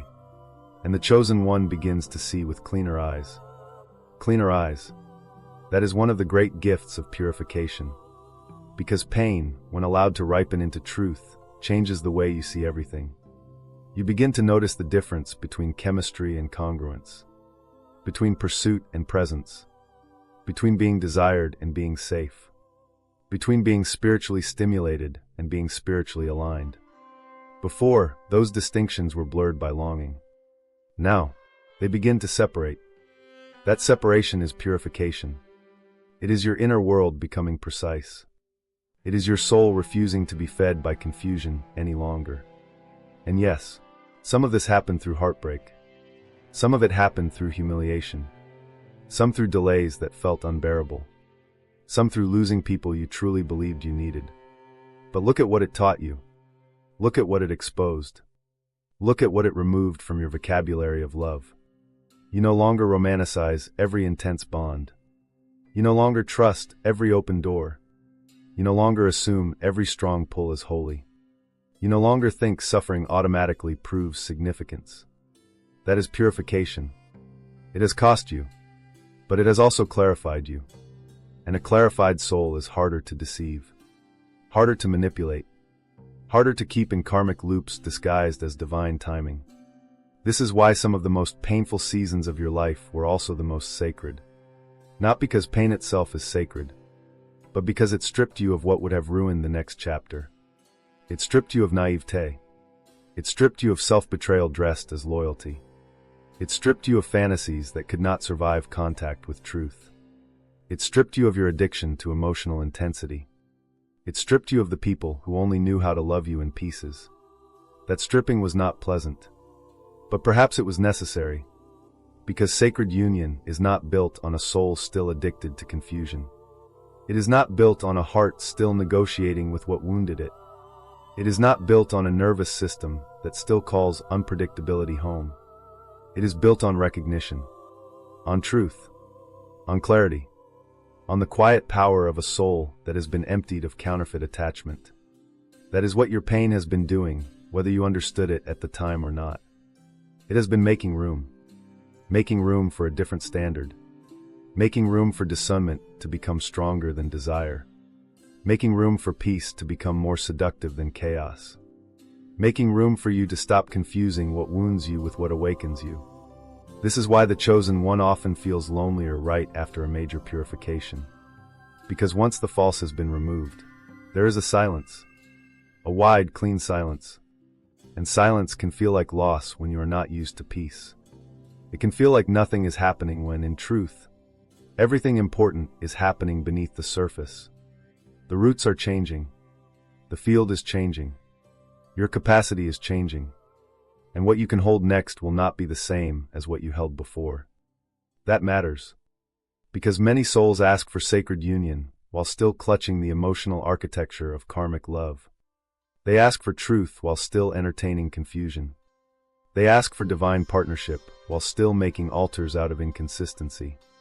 You could not be allowed to carry all of that into what is next. Something had to burn. Something had to end. Something had to be washed from your hands. Not because you were disqualified, but because you were being readied. That is the hidden tenderness inside purification. It feels harsh from one angle, but from another, it is mercy. It is the mercy of being prevented from building your future on false foundations. The mercy of being denied what would have kept you emotionally divided. The mercy of being taught, through severity, what your soul can no longer survive. And maybe this is why the path felt so lonely.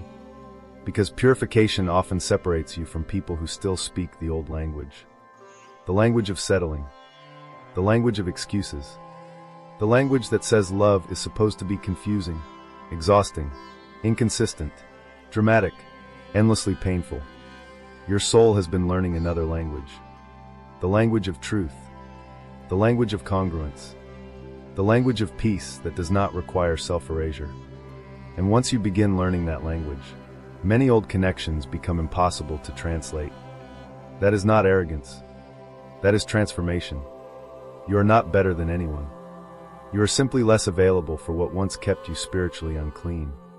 That word may sound strong, but stay with it. Unclean, in this sense, does not mean morally stained. It means mixed, clouded, crowded by attachments that distort your perception. Purification clears the mixture. It cleans the lens. It teaches the heart to recognize what comes from fear and what comes from truth. And when the lens clears, everything changes. You stop begging for signs from people who have already shown you their limits. You stop mistaking delay for depth. You stop calling every collapse a tragedy. Some collapses were cleansings. Some endings were washings. Some separations were baptisms into a clearer life. That may be what you are beginning to understand now. That the pain was not meaningless. That the season was not empty. That the stripping was not a cruel game. It was preparing your soul to become inhabitable for something holier. Because sacred union is not only about meeting another person. It is about becoming a vessel that can hold truth without turning it into fear. It is about becoming inwardly clear enough to recognize what is divine and refuse what is merely familiar. It is about no longer being seduced by what wounds you. And that level of clarity is expensive. It asks for purification. So if you are in a season where everything false is falling away, do not rush to replace it. Do not interpret the emptiness too quickly. Do not assume silence means abandonment. Sometimes silence means cleansing. Sometimes loneliness means consecration. Sometimes the reason life feels so stripped down is because your soul is being washed of every attachment that would blur your vision when the sacred finally appears. That is not punishment. That is preparation. Severe preparation. But preparation all the same. One day, you will look back and see it. Not perfectly. Not as though the pain did not matter. But clearly enough to understand. You will see that what left had to leave. What collapsed had to collapse. What grew bitter had to lose its sweetness. What no longer fit had to be removed before you could enter the cleaner field ahead. And when that understanding lands, even softly, grief begins to change shape. It no longer feels like proof that you were abandoned. It begins to feel like evidence that something in you is being guarded, protected from counterfeit, protected from premature union, protected from carrying old contamination into new love. That is a holy realization. Because from that place, you no longer worship the wound. You honor the cleansing. You stop calling yourself cursed. You start recognizing consecration. You stop mourning every loss as though heaven turned against you. You begin asking what your soul was being freed from. And that question leads somewhere beautiful. It leads out of shame, out of confusion, out of the old identity built around rejection, and into a quieter truth. You were not just hurt. You were purified. And whatever is being prepared for you next will be received by a soul that can finally recognize its own worth, without asking pain to prove it. Part 7. Karmic people were blocking sacred union. There is something many chosen ones sense, long before they can fully explain it. Some people did not enter your life to stay. They entered to delay. Not always consciously. Not always with some dramatic, visible darkness. Sometimes they came smiling, soft-spoken, wounded, familiar. Sometimes they came exactly when your heart was tired enough to mistake relief for alignment. That is what made them dangerous. Not because they were always evil, but because they arrived carrying a frequency that could keep you circling the same lesson, while your soul was trying to move towards something sacred. These are the karmic people, the ones who look like connection, but produce confusion, the ones who stir longing, but never create peace, the ones who awaken your attachment, but never nourish your spirit, the ones who keep you emotionally occupied, so you have less strength left to hear the deeper call of your true path. And yes, that truth is hard to face, because some of those people mattered to you. Some of them touched real places in your heart. Some of them arrived during seasons when you were lonely enough, fragile enough, hopeful enough, to believe they were the answer to the ache you had been carrying for years. But the answer was never supposed to be confusion. The answer was never supposed to be a bond that made you abandon your own inner knowing. The answer was never supposed to be someone who could feel your depth, yet still keep one foot outside the door. No. Karmic people block sacred union in a more subtle way. They do not always destroy. Sometimes they distract. Sometimes they delay. Sometimes they keep your heart wrapped around the wrong lesson so tightly that you cannot recognize when heaven is trying to move you somewhere cleaner. That is why these connections often feel so spiritually intense. Because if they felt obviously empty, you would leave sooner. Instead, they arrive carrying just enough electricity to make your soul pay attention. Just enough chemistry to keep you wondering. Just enough vulnerability to make you hope. Just enough pain to activate the rescuer in you. And if you have spent years being misunderstood, emotionally exiled, starved for true recognition, that kind of connection can feel like fate. But fate does not always arrive as peace first. Sometimes what feels fated is simply familiar to the wound. That distinction matters more than most people realize. Because chosen ones are rarely blocked by relationships that feel ordinary. They are blocked by the ones that feel spiritually charged, but inwardly unstable. The kind that makes you think about them constantly. The kind that pulls you into endless interpretation. The kind that has you reading signs, rereading messages, replaying conversations, asking God whether to wait, whether to stay, whether this ache means something sacred is hidden inside the chaos. That is how karmic blockage works. It consumes your attention. And attention is not a small thing. Attention is energy. Attention is direction. Attention is spiritual access. What you feed with your focus begins to shape your field. So if your heart is still wrapped around someone who only gives confusion, your field remains crowded. And when your field is crowded, clarity becomes harder to hear. That may be why so many chosen ones feel like their path slowed down after certain people entered. Not because the divine forgot them, not because sacred union disappeared, but because karmic entanglement creates static. Spiritual static. Emotional static. The kind that makes the soul feel noisy inside. The kind that makes intuition harder to trust. The kind that keeps you suspended between knowing and hoping. Between truth and attachment. Between release and return. This is why karmic people are often described as blockers. Not because they are more powerful than destiny. They are not. Nothing assigned to your soul can be permanently stolen. But they can interfere with timing, with clarity, with readiness. They can keep you tied to unfinished loops, long after the lesson has already revealed itself. And for a chosen one, that interference feels heavy. You can feel it in the body. You can feel it when your peace keeps disappearing around the same person. When your sleep changes. When your discernment gets foggy. When you keep explaining away things your spirit has already named. When you notice that the connection takes more from you than it gives, yet still feels hard to release.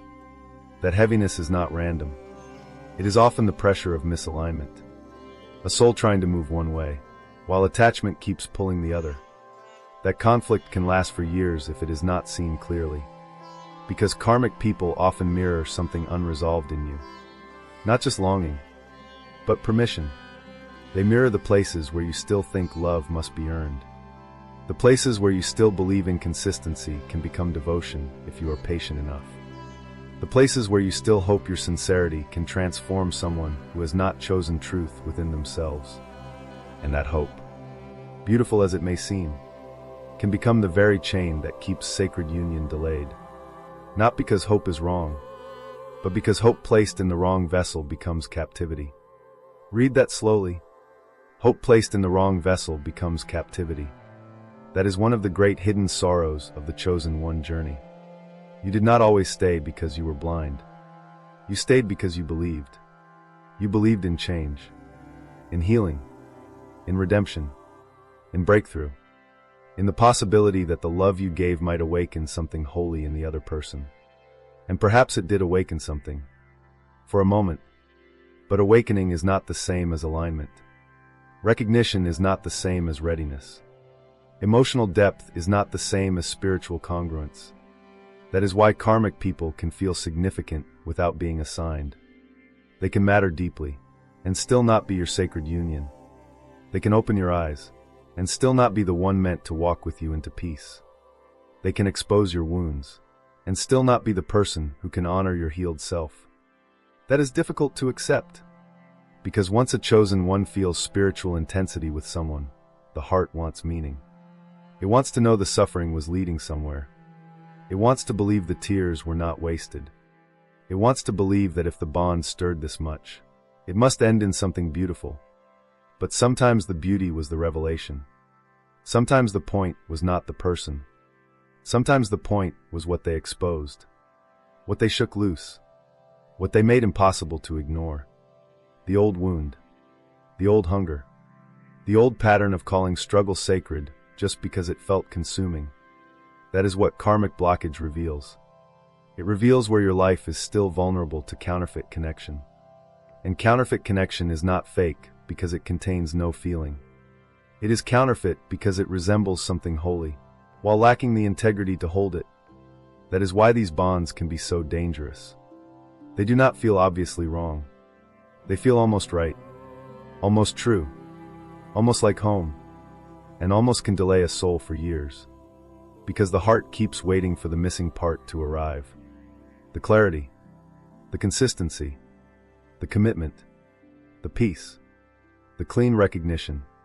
But sacred union is not built on missing parts. It is not built on half-light. It is not built on one person carrying the spiritual labor for two. It is not built on endless signs trying to compensate for a lack of real alignment. No. Sacred union may come with mystery. It may come with divine timing.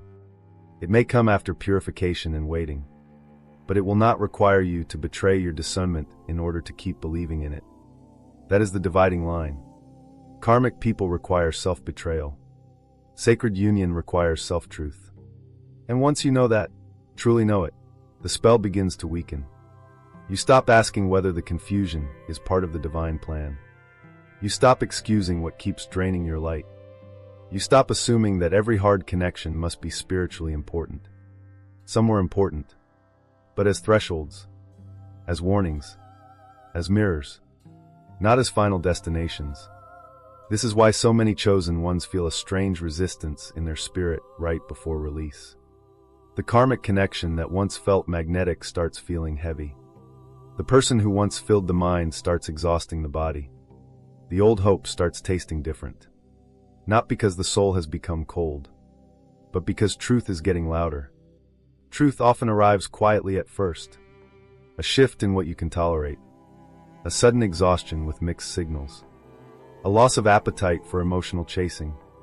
A strange peace when you imagine letting go. These are holy signs. They mean the soul is no longer available for delay. They mean the block is being recognized.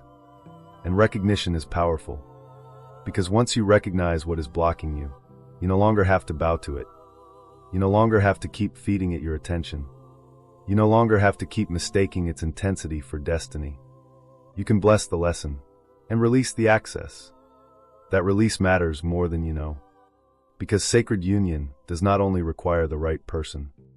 It requires clear ground, clear energy, a heart no longer occupied by what keeps wounding it, a spirit no longer bargaining with what has already shown its limits. And perhaps that is what this whole season has been asking of you. Not endless patience, not endless waiting, not endless decoding. Discernment, the courage to say, "This touched me, but it cannot take me where I am meant to go. This mattered, but it is not mine to keep. This awakens something, but it is not my sacred union. That sentence can free a chosen one. Because so much delay begins to break the moment you stop giving karmic people sacred titles they did not earn. You stop calling every intense person a twin flame. You stop calling every delay divine mystery. You stop calling every emotional storm a sign to hold on longer. You begin to see clearly. And clarity is one of the highest forms of protection. Not fear, not avoidance. Clarity. The kind that lets your soul rest again. The kind that makes your field feel clean. The kind that returns you to your own center. And from that center, sacred union becomes easier to recognize. Not because it must arrive immediately, but because you are no longer blocked by imitation. No longer crowded by static. No longer spiritually tangled in a bond that only survives through your confusion. That is the deeper mercy. The block was never stronger than destiny. It only lasted as long as the lesson remained unnamed. Now it is being named. Now the interference is being seen.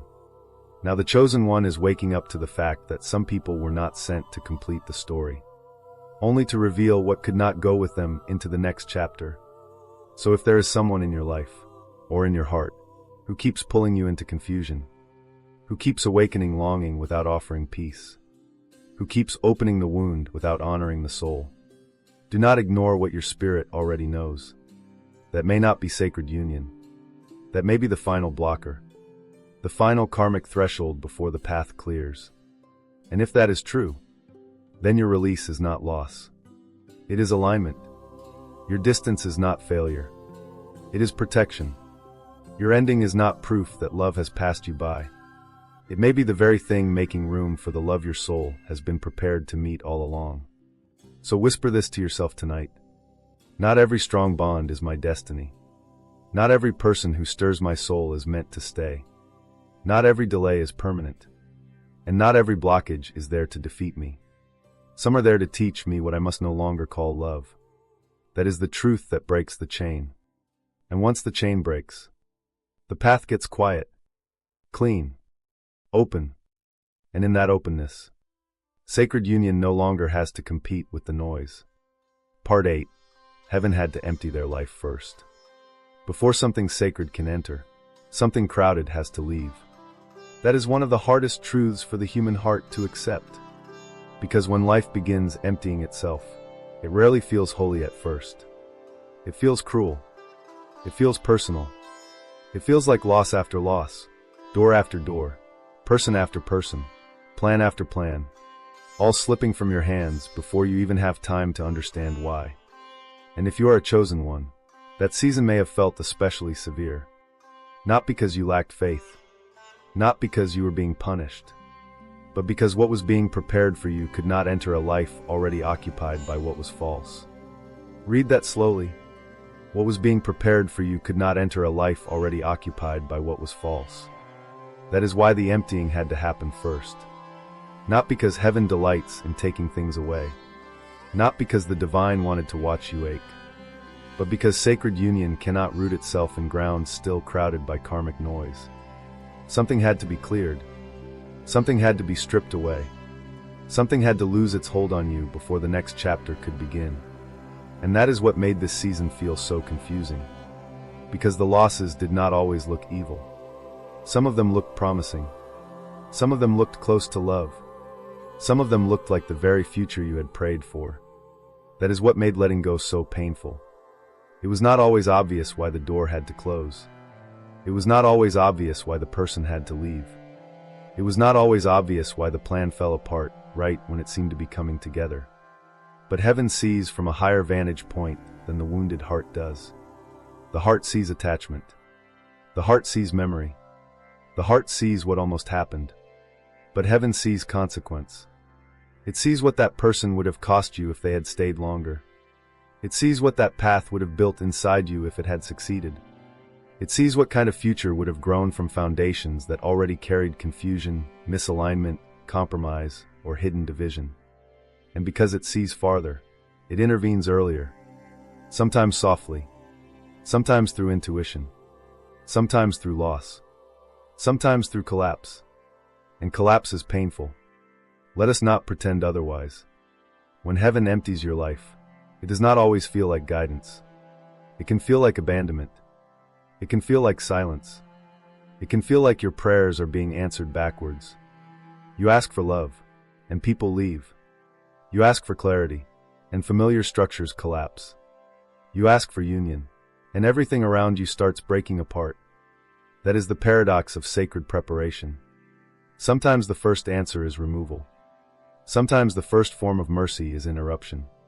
Sometimes the first sign that something holy is near is that everything counterfeit becomes unstable. That is why chosen ones often enter a season where the old life starts feeling impossible to maintain. Friends drift. Roles fall away. Places that once fit begin to feel spiritually tight. Conversations that once satisfied now feel empty. Even your own habits begin to lose their grip. This is not random unraveling. It is clearing. A life being made ready. A field being opened. A soul being separated from what can no longer travel with it. And that separation hurts because the human heart gets attached not only to people, but to versions of reality. The version where this would finally work. The version where that person would finally choose you clearly. The version where the old life could somehow transform without needing to die first. But many times, the old life cannot be repaired into the new one. It has to be emptied. That is the part people resist. Because emptying feels like vulnerability. It removes the known before the new has fully appeared.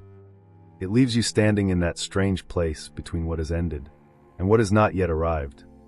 And the in-between can feel brutal. You can begin to question everything there. Was I wrong about all of it? Did I misread the whole path? Why would heaven remove so much without replacing it immediately? Why does this sacred preparation feel so much like desolation? Those are real questions. And the answer is not simplistic. It is because empty space is part of alignment. Sacred union does not only require the right arrival. It requires room. Inner room. Outer room. Emotional room. Spiritual room. If your heart is still cluttered with old griefs you keep reactivating, there is no room. If your energy is still tied to people who drain, distort, or divide you, there is no room. If your life is built around identities that were formed in survival, there is no room. So heaven empties. Not to humiliate you, not to leave you with nothing, but to create the only conditions where something true can finally be recognized. Because truth needs space. Peace needs space. Sacred union needs space. That is why some chosen ones experience loss in clusters. Not one thing at a time, but many things at once. A relationship ends. A friendship changes. A family role becomes unbearable. A job, routine, or identity starts cracking. Beliefs begin shifting. Habits stop working. What is that? It is a clearing so complete that your old life can no longer pretend to be your future. It is heaven saying, no part of this can go with you unless it is true. That is a severe mercy. A mercy that does not flatter the ego. A mercy that does not always explain itself in real time. A mercy that asks you to trust what is leaving before you can fully see what is coming. And that trust is costly. Because when your life is being emptied, it can feel as if you have nothing to point to. Nothing to prove the process is sacred. Nothing to reassure the frightened parts of you that this is not just meaningless loss. That is when many people return to old doors, old lovers, old attachments, old patterns. Not because those things are right, but because emptiness is uncomfortable, and the wounded heart often prefers familiar pain to unfamiliar peace. But chosen ones are being asked for something braver than that. They are being asked to endure the emptying without rushing to refill it with what already failed them. That is spiritual maturity. To stand in the cleared field and not panic. To sit in the silence and not call it death. To feel the ache of absence and still believe that absence may be making room for something holier than what was removed. That kind of trust changes the soul. It changes the way you relate to loss. You stop seeing every ending as rejection. You begin to ask what the ending protected. You stop assuming that removal means failure. You begin to ask what could not survive the next level of your path. You stop mourning every collapse as though your future was stolen. You begin to see that some futures had to be denied because they were too small for what your soul is being prepared to hold. That is the deeper story of the emptying.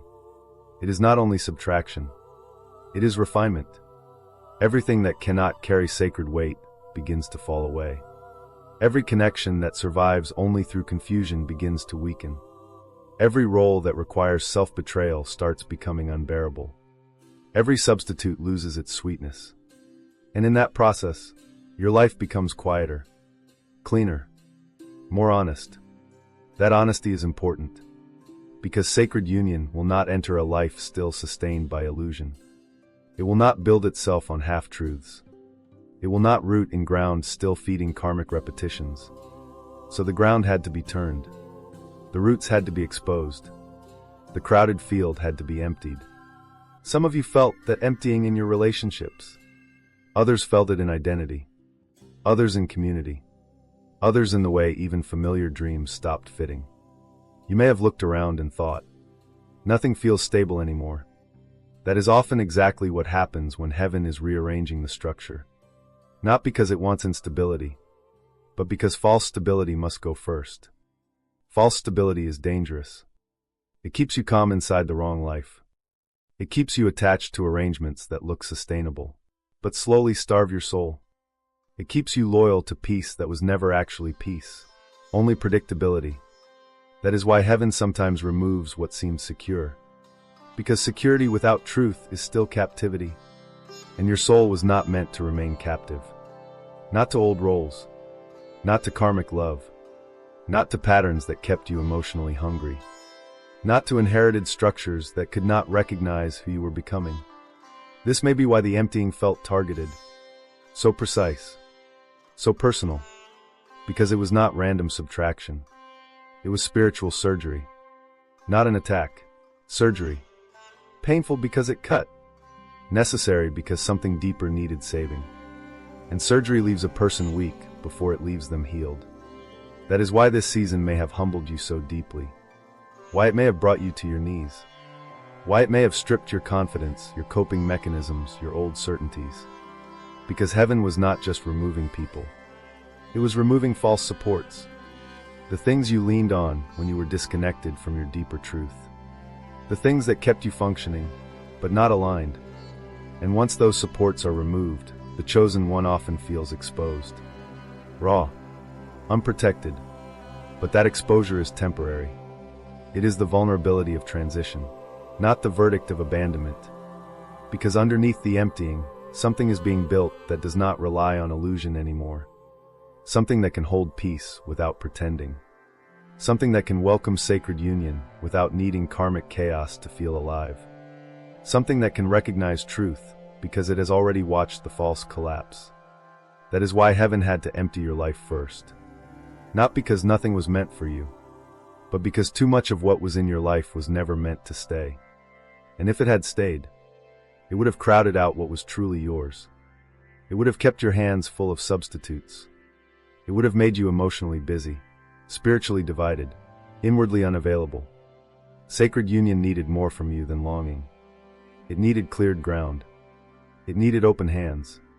It needed a life no longer occupied by what kept delaying your deeper recognition. That is the hidden holiness of the empty season. It teaches you to stop fearing room, to stop treating every absence like disaster, to stop running from the wide, clean space where your soul can finally hear itself again. And once you stop fearing that space, something beautiful happens. The emptiness changes shape. It no longer feels like punishment. It begins to feel like invitation. An invitation to rebuild with truth. An invitation to live without the clutter of false connection. An invitation to let peace become familiar. An invitation to become someone who no longer needs constant emotional noise to feel alive. That is how heaven prepares a chosen one. Not only by sending what is sacred, but by emptying what would have prevented it from being received. So if your life has felt strangely stripped, if many things have left at once, if the old world no longer fits and the new one has not fully revealed itself, do not rush to call this season cursed. This may be the holy clearing. This may be the ground being prepared. This may be the mercy that only looks like loss because you cannot yet see what it is protecting. Stay with that. Breathe inside that. Let yourself grieve what left, but do not build altars to it. Let yourself mourn the closed doors, but do not call them mistakes just because they hurt. Some doors closed because sacred union needed a clear entrance. Some people left because they could not cross the threshold with you. Some versions of your life had to die because your soul was no longer meant to survive there. That is not abandonment. That is alignment through emptying. And once the field is clear enough, what is truly yours will no longer have to fight for space. It will arrive into readiness, into room, into a soul that finally understands why heaven had to empty the house before it could bring the promise home. Part 9. Their frequency is changing. There is a shift that happens quietly. So quietly, in fact, that many chosen ones do not recognize it at first. They think they are becoming colder, more distant, harder to impress, harder to reach. They think something in them is shutting down. That maybe the pain made them less open, less hopeful, less able to feel the excitement they once felt so easily. But that is not always what is happening. Sometimes, your frequency is changing. And when your frequency changes, the old world does not disappear all at once. It simply stops fitting. That is why this season can feel so strange. The same people may still be around. The same invitations may still come. The same patterns may still try to call your name. But something inside you no longer responds in the same way. What once felt magnetic now feels tiring. What once felt romantic now feels uncertain. What once felt deep now feels unresolved. What once felt impossible to release now feels spiritually expensive to hold. That is not numbness. That is discernment gaining authority. That is your inner world beginning to reject what your old wounds once welcomed. And this shift matters more than you realize. Because before sacred union can be recognized outwardly, it is usually recognized inwardly first. Not through a person, not through a sign, not through a dramatic arrival, but through the soul losing its appetite for what no longer matches its truth. That is one of the clearest signs that your frequency is changing. You can no longer feed on the same things. Not emotionally, not spiritually, not relationally. The old chase drains you. The old uncertainty irritates you. The old almost relationships no longer intoxicate you the way they once did. You may still feel the pull of memory. You may still grieve. You may still have moments when old attachments try to rise up again. But something underneath all of that has changed. The attachment is no longer your deepest voice. Truth is. And truth has a different vibration. It does not beg. It does not scramble. It does not perform spiritual acrobatics to explain away confusion. It does not need to make chaos sound meaningful in order to stay attached. It simply knows. Quietly, cleanly, firmly. This does not mean the transition feels easy. A changing frequency can feel lonely in the beginning, because as your inner world becomes more precise, more honest, more unwilling to bend toward distortion, many old forms of connection begin to fall silent. People who once had easy access to you may begin to feel the distance. Not because you are punishing them, but because your spirit is no longer available in the same way. Old conversations feel shallow. Old dynamics feel heavy. Old roles feel strangely difficult to perform. Even the version of yourself that used to tolerate those things begins to feel unfamiliar. That can be disorienting, because for a while you are standing between versions of your own life. The old frequency has loosened, but the new one has not fully stabilized yet. This is where many chosen ones mistake transformation for emptiness. They think, nothing excites me anymore. But often what they mean is, the counterfeit no longer excites me. The chaotic no longer excites me. The emotionally unavailable no longer excites me. The spiritually mixed no longer excites me. That is not a loss of life. That is a loss of appetite for misalignment. And that is holy. You may have noticed this in very small ways. The text you once would have analyzed for hours now feels obvious. The person you once would have waited for now feels energetically loud. The mixed signal you once called mysterious now feels childish. The emotional inconsistency you once romanticized now feels exhausting to your body. Your body knows. Before your mind fully catches up, your body often knows. It knows by tightening around what is off. It knows by going still around what drains you. It knows by refusing to light up for what once had power. That is not something to fear. It is the intelligence of purification becoming embodied. Your frequency is not only a spiritual idea. It is something your nervous system begins to live. When you are still entangled in karmic repetition, your body may have mistaken anxiety for connection. The racing heart, the constant checking, the emotional highs and lows, the aching anticipation, all of it may have felt like evidence that something important was happening. But as your frequency changes, the body begins to tell a different truth. Peace becomes more attractive than pursuit. Consistency becomes more seductive than chemistry. Clarity becomes more powerful than mystery. That reversal changes everything. Because the chosen one no longer measures love by how intensely it is felt in the wound. They begin to measure it by what it does to their spirit. Does it bring peace? Does it increase self-respect? Does it deepen inner clarity? Does it allow truth to breathe? Or does it pull you back into noise, uncertainty, self-doubt, emotional labor, and the old ache of trying to earn what should arrive cleanly? That question becomes sharper when your frequency changes. You begin to hear what used to be drowned out. You begin to notice what your old self would have tolerated. You begin to outgrow not only people, but entire emotional realities. That is why some chosen ones suddenly feel disconnected from environments that once felt normal. It is not arrogance. It is not spiritual ego. It is resonance.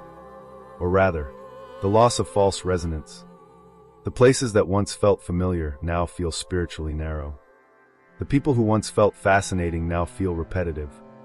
The connections that once kept you emotionally occupied now feel like interference. You are not imagining that. Your frequency is changing. And when it changes, the soul begins to recognize cost more clearly. You start feeling how much certain dynamics require from you. How much self-betrayal some bonds demand. How much exhaustion follows every encounter that is built on mixed energy. This is often the stage where chosen ones become more selective. Not because they think they are above others, but because they are finally becoming protective of what they carry. Protective of their peace. Protective of their clarity. Protective of the field that sacred union will one day enter. That protection is wisdom, not fear. Fear contracts. Wisdom clarifies. Fear says, never trust again. Wisdom says, I now know what truth feels like in my body. Fear says, close everything. Wisdom says, do not open what is not aligned. There is a great difference between those two. And many chosen ones are learning that difference right now. They are learning that discernment is not coldness. Distance is not always avoidance. Silence is not always loneliness. Sometimes silence is the sound of your energy no longer leaking into the wrong places. Sometimes distance is the first sign of self-honoring. Sometimes stillness is where the new frequency stabilizes. That stabilization matters. Because if your energy is always rushing outward, chasing answers, chasing signs, chasing people, chasing reassurance, you cannot hear the subtle changes happening within. And the subtle changes are everything here. You may be becoming someone who no longer confuses emotional intensity with divine confirmation. You may be becoming someone who no longer feels flattered by unavailable people. You may be becoming someone who no longer wants to win the love that once would have validated an old wound. That is not bitterness. It is evolution. You are no longer trying to make the old story come out differently. You are beginning to desire a different story altogether. That desire is one of the clearest signs that your frequency is changing. Because the old self wants resolution from the same type of pain. The changing self wants release. The old self wants the karmic person to finally choose clearly. The changing self wants a life where such confusion no longer has access. The old self wants proof. The changing self wants truth. That is the doorway. And yes, it can feel empty for a while. Because a changing frequency often creates a gap. A gap between what no longer fits and what is not yet here. Many people panic in that gap. They rush to fill it. They return to old conversations, old lovers, old distractions, old spiritual stories that allow them to keep avoiding the cleaner truth. But the chosen one who stays in the gap long enough begins to notice something beautiful. The gap is not punishment. It is recalibration. It is the soul learning how to live without distortion. It is the nervous system learning that peace is not boredom. It is the heart learning that slowness is not absence. It is the spirit learning how to recognize what does not demand self-erasure. That is a profound change. And it often happens invisibly. No applause. No public milestone. No dramatic proof. Just a series of holy refusals. Refusing to chase. Refusing to over-explain. Refusing to romanticize mixed signals. Refusing to reopen doors that only lead back into confusion. Refusing to call spiritual static love. These refusals may look small from the outside, but in the life of a chosen one, they are seismic. They are the signs of a frequency no longer willing to bend itself around what dishonors the soul. That kind of shift prepares you for sacred union in ways you may not fully understand yet. Because sacred union is not only recognized by longing, it is recognized by contrast, by the soul that has lived through distortion and now knows the taste of clarity, by the heart that has survived fragmentation and now can tell when something carries wholeness, by the body that once trembled around confusion and now relaxes only in truth. Your frequency changing means you are becoming harder to counterfeit, harder to lure back into karmic loops, harder to distract from what is assigned to you. And when a soul becomes harder to counterfeit, sacred things get closer, not because they are suddenly created, but because the noise that once drowned them out is losing power. That is why some people fall away during this stage. Some friendships, some emotional habits, some identities, even some desires. You may notice that you no longer want what you once begged for, that you no longer dream of the same outcomes, that what once felt like your greatest hope now feels too small, too mixed, too exhausting to even desire. Do not grieve that change too quickly.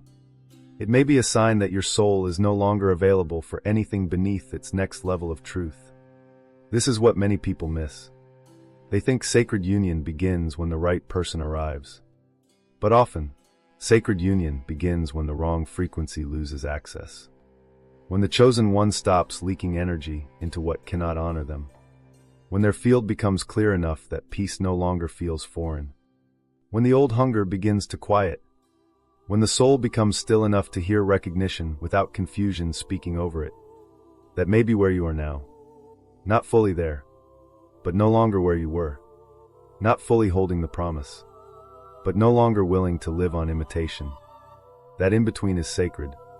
So if this season feels quiet, if people who once fascinated you now leave you tired, if old attachments feel heavier than before, if emotional drama has started to feel spiritually unbearable, do not assume something is wrong. Do not call it deadness. Do not call it loss of hope.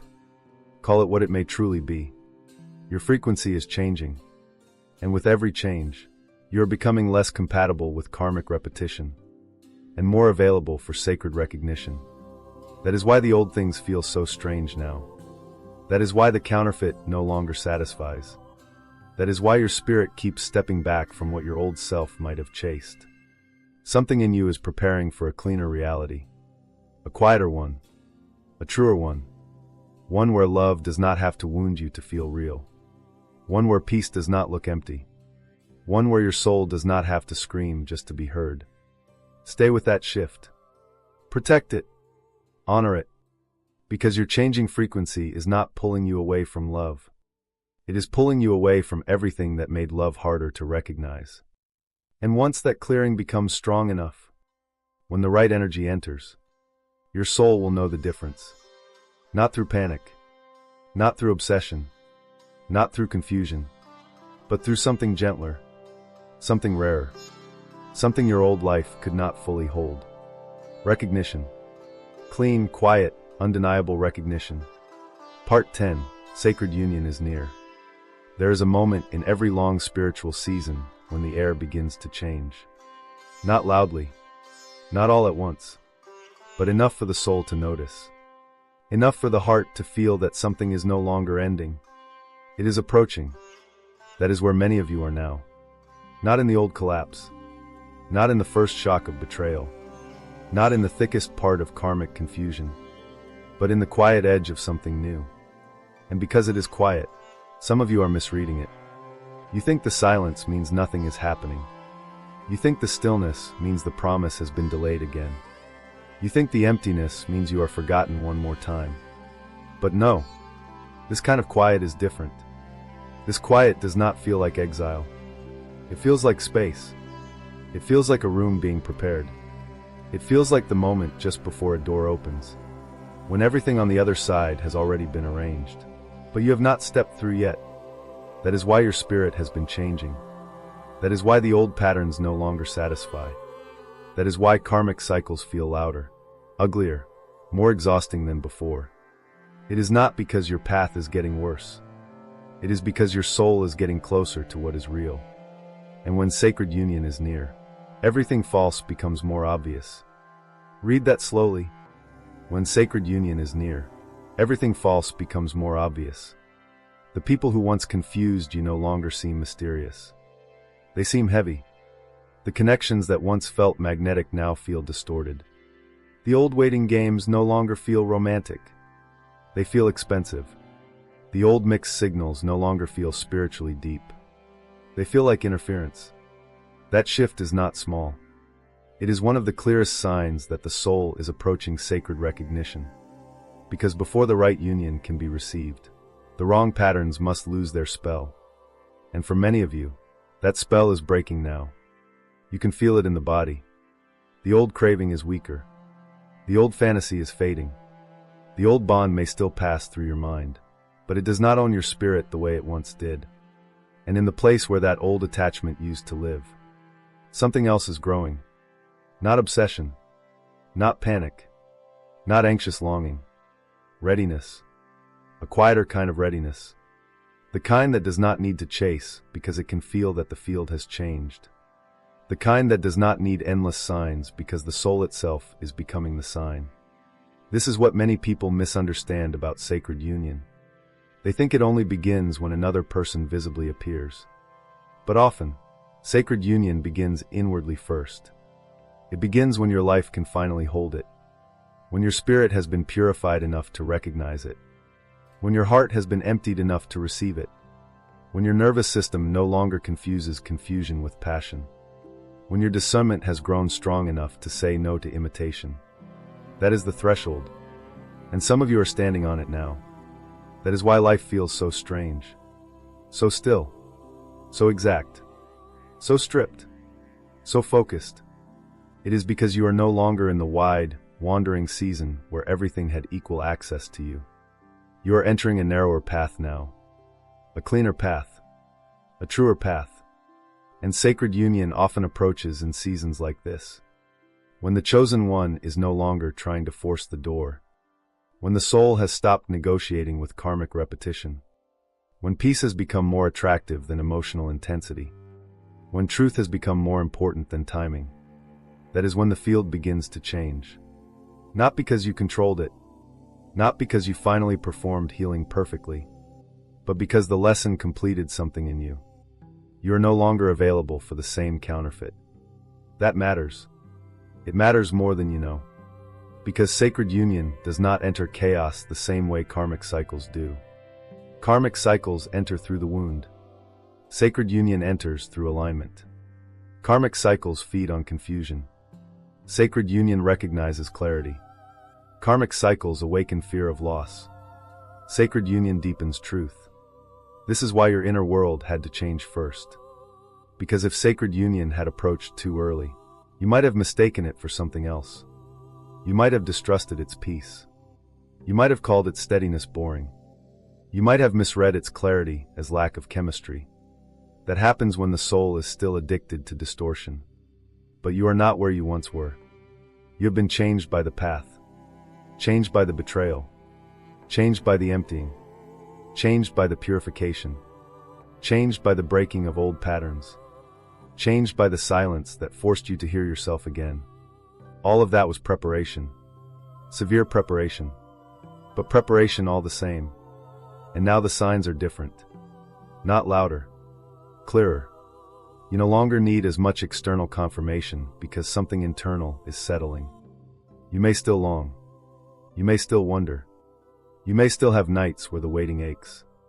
But underneath all of that, a quieter knowing is forming. A sense that your life is no longer circling the same lesson. A sense that the old chapter has truly begun to close. A sense that what is next will not ask you to bleed in the same ways. That sense is sacred. Protect it. Do not let old patterns talk over it. Do not let temporary loneliness make you reopen old doors. Do not let the delay convince you to settle for what is already proven it cannot carry peace. Because when sacred union is near, there is often one last temptation to go backward. One last invitation from the old world. One last chance to mistake familiarity for destiny. That is why this stage requires watchfulness. Not fear. Watchfulness. A calm, sober awareness. The kind that says, I know what my soul can no longer survive. I know what confusion feels like. I know what karmic noise sounds like. I know what it costs me to return to what already dishonored my peace.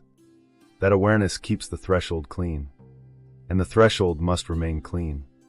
Because sacred union is not only about longing fulfilled. It is about divine congruence. The meeting of two lives when the field is finally ready. The meeting of two souls when the old interference has weakened enough. The meeting of truth with truth. Not trauma with longing. Not fantasy with hunger. Truth with truth. That is why this season has felt so exact. You are not just waiting for someone. You are becoming someone who can receive what is holy without reducing it to old patterns. And that becoming is almost complete. Can you feel it? Not in the mind. Deeper. In the way certain things no longer tempt you. In the way your spirit resists what it once chased. In the way silence has become less frightening. In the way peace, even when it feels empty, still feels cleaner than old intensity. In the way you are more willing now to lose a connection than lose yourself. That is not a small transformation. That is the architecture of readiness. And when readiness is real, arrival is no longer far in the same way. This does not mean you force the timeline. It does not mean you obsess over every sign. It does not mean you turn every new person into prophecy. It means you trust the clearing that has already happened. You trust the way your life has been rearranged. You trust that what left had a reason.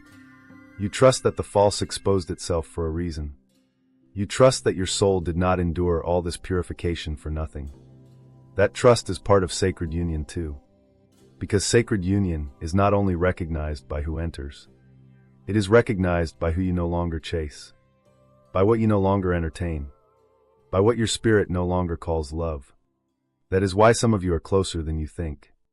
Not because the other person has already fully appeared in visible form, but because you have finally become unavailable to what blocked the path before. That is what makes the field ready. That is what makes recognition possible. That is what makes the next chapter cleaner than the last. For some of you, this season may still look empty from the outside, but do not trust appearances too quickly. The most sacred shifts often happen before there is visible proof. Roots form in silence. Rooms are prepared before the guests arrive. Paths are cleared before footsteps are heard. You are in that kind of season now. A preparation season so deep, so complete, that the outer manifestation may feel delayed only because the inner foundation is finally becoming stable enough to hold it. So breathe. You are not as far as fear tells you. You are not back at the beginning. You are not trapped in the same cycle forever. In fact, the very fact that the old cycle now feels unbearable may be proof that it is ending. Read that slowly. The very fact that the old cycle now feels unbearable may be proof that it is ending. That is good news. Quiet news. But good news. Because sacred union rarely approaches a soul still comfortable in karmic repetition. It approaches when the repetition becomes intolerable. When the counterfeit loses its beauty. when the soul would rather stand in clean emptiness than return to familiar distortion. That is where recognition gets close, very close, and when it comes, it may not enter with the same chaos you once called destiny. It may feel gentler, steadier, cleaner. It may not inflame the wound. It may calm it. It may not confuse you. It may clarify you. It may not make you lose yourself. It may make you feel more like yourself than you have in years. Do not miss that because it looks different from your old ideas of love. The sacred often arrives without the theatrical noise of the karmic. It does not need to prove itself through instability. It does not need to keep you anxious to keep you attached. It does not need endless suffering to feel spiritually important. It carries another signature: recognition, peace, truth, congruence, and because your soul has been purified through everything that came before, you are finally getting close to being able to recognize that signature without doubting it. That is why this chapter matters. It is not just the end of waiting. It is the end of misreading, the end of calling delay abandonment, the end of worshiping what wounded you, the end of offering sacred devotion to what only knew how to confuse you. This is the edge of a new season now. A holy edge, a trembling edge, a hopeful edge. And even if you cannot see the full shape of what is coming yet, do not insult what your soul already knows. Something has changed. Something has cleared. Something has completed. Something sacred is nearer than it has ever been before. So do not go back. Do not reopen what heaven already emptied. Do not return to voices that only knew how to keep you waiting. Do not trade this clean threshold for one more cycle of almost. Stay where the field is quiet. Stay where your spirit can breathe. Stay where truth does not have to shout over confusion. Because what is approaching now will need that quiet. It will need that room. It will need the version of you who finally understands why all the old things had to fall away. And when it arrives, you will not have to force yourself to believe. You will know, not with the frantic knowing of the wound, but with the steady knowing of a soul that has come through fire, and finally recognizes what was worth being prepared for. Sacred union is near. Not because the waiting was easy, not because the path was gentle, but because the clearing has been real. And now, so is the promise. Maybe now you finally understand. You were never forgotten. You were never being punished. You were never abandoned in the dark without purpose. Every lonely night, every broken attachment, every closed door, every karmic cycle that left you questioning your worth. It was all clearing space for something your soul could not meet while still carrying old pain. You were being refined. You were being protected. You were being aligned. And if this path has felt long, if it has felt unfair, if it has made you wonder whether real love was ever meant for you, hear this now. The delay was not the denial. The silence was not the ending. The emptiness was not proof that nothing was coming. It was preparation for something sacred. You are not too late. You are not too damaged. You are not too broken to receive what God, the universe, and your soul have been preparing you for. Sacred union does not arrive to shame your past. It arrives to reveal why you had to survive it. So do not go back to what wounded you. Do not call confusion love again. Do not hand your destiny back to karmic patterns that were only meant to teach you, not keep you. Stand still. Protect your peace. Trust what has been purified, because what is meant for you will not need your self-betrayal to survive. It will meet you in truth. It will meet you in clarity. It will meet you in the version of you that finally remembers your worth. If this message found you at the exact right time, comment, "I accept my sacred union." And if you are ready to release every karmic cycle that tried to delay your destiny, comment, "I am aligned with divine love." Subscribe, stay close, and keep walking this path with me, because your next chapter may be closer than you think.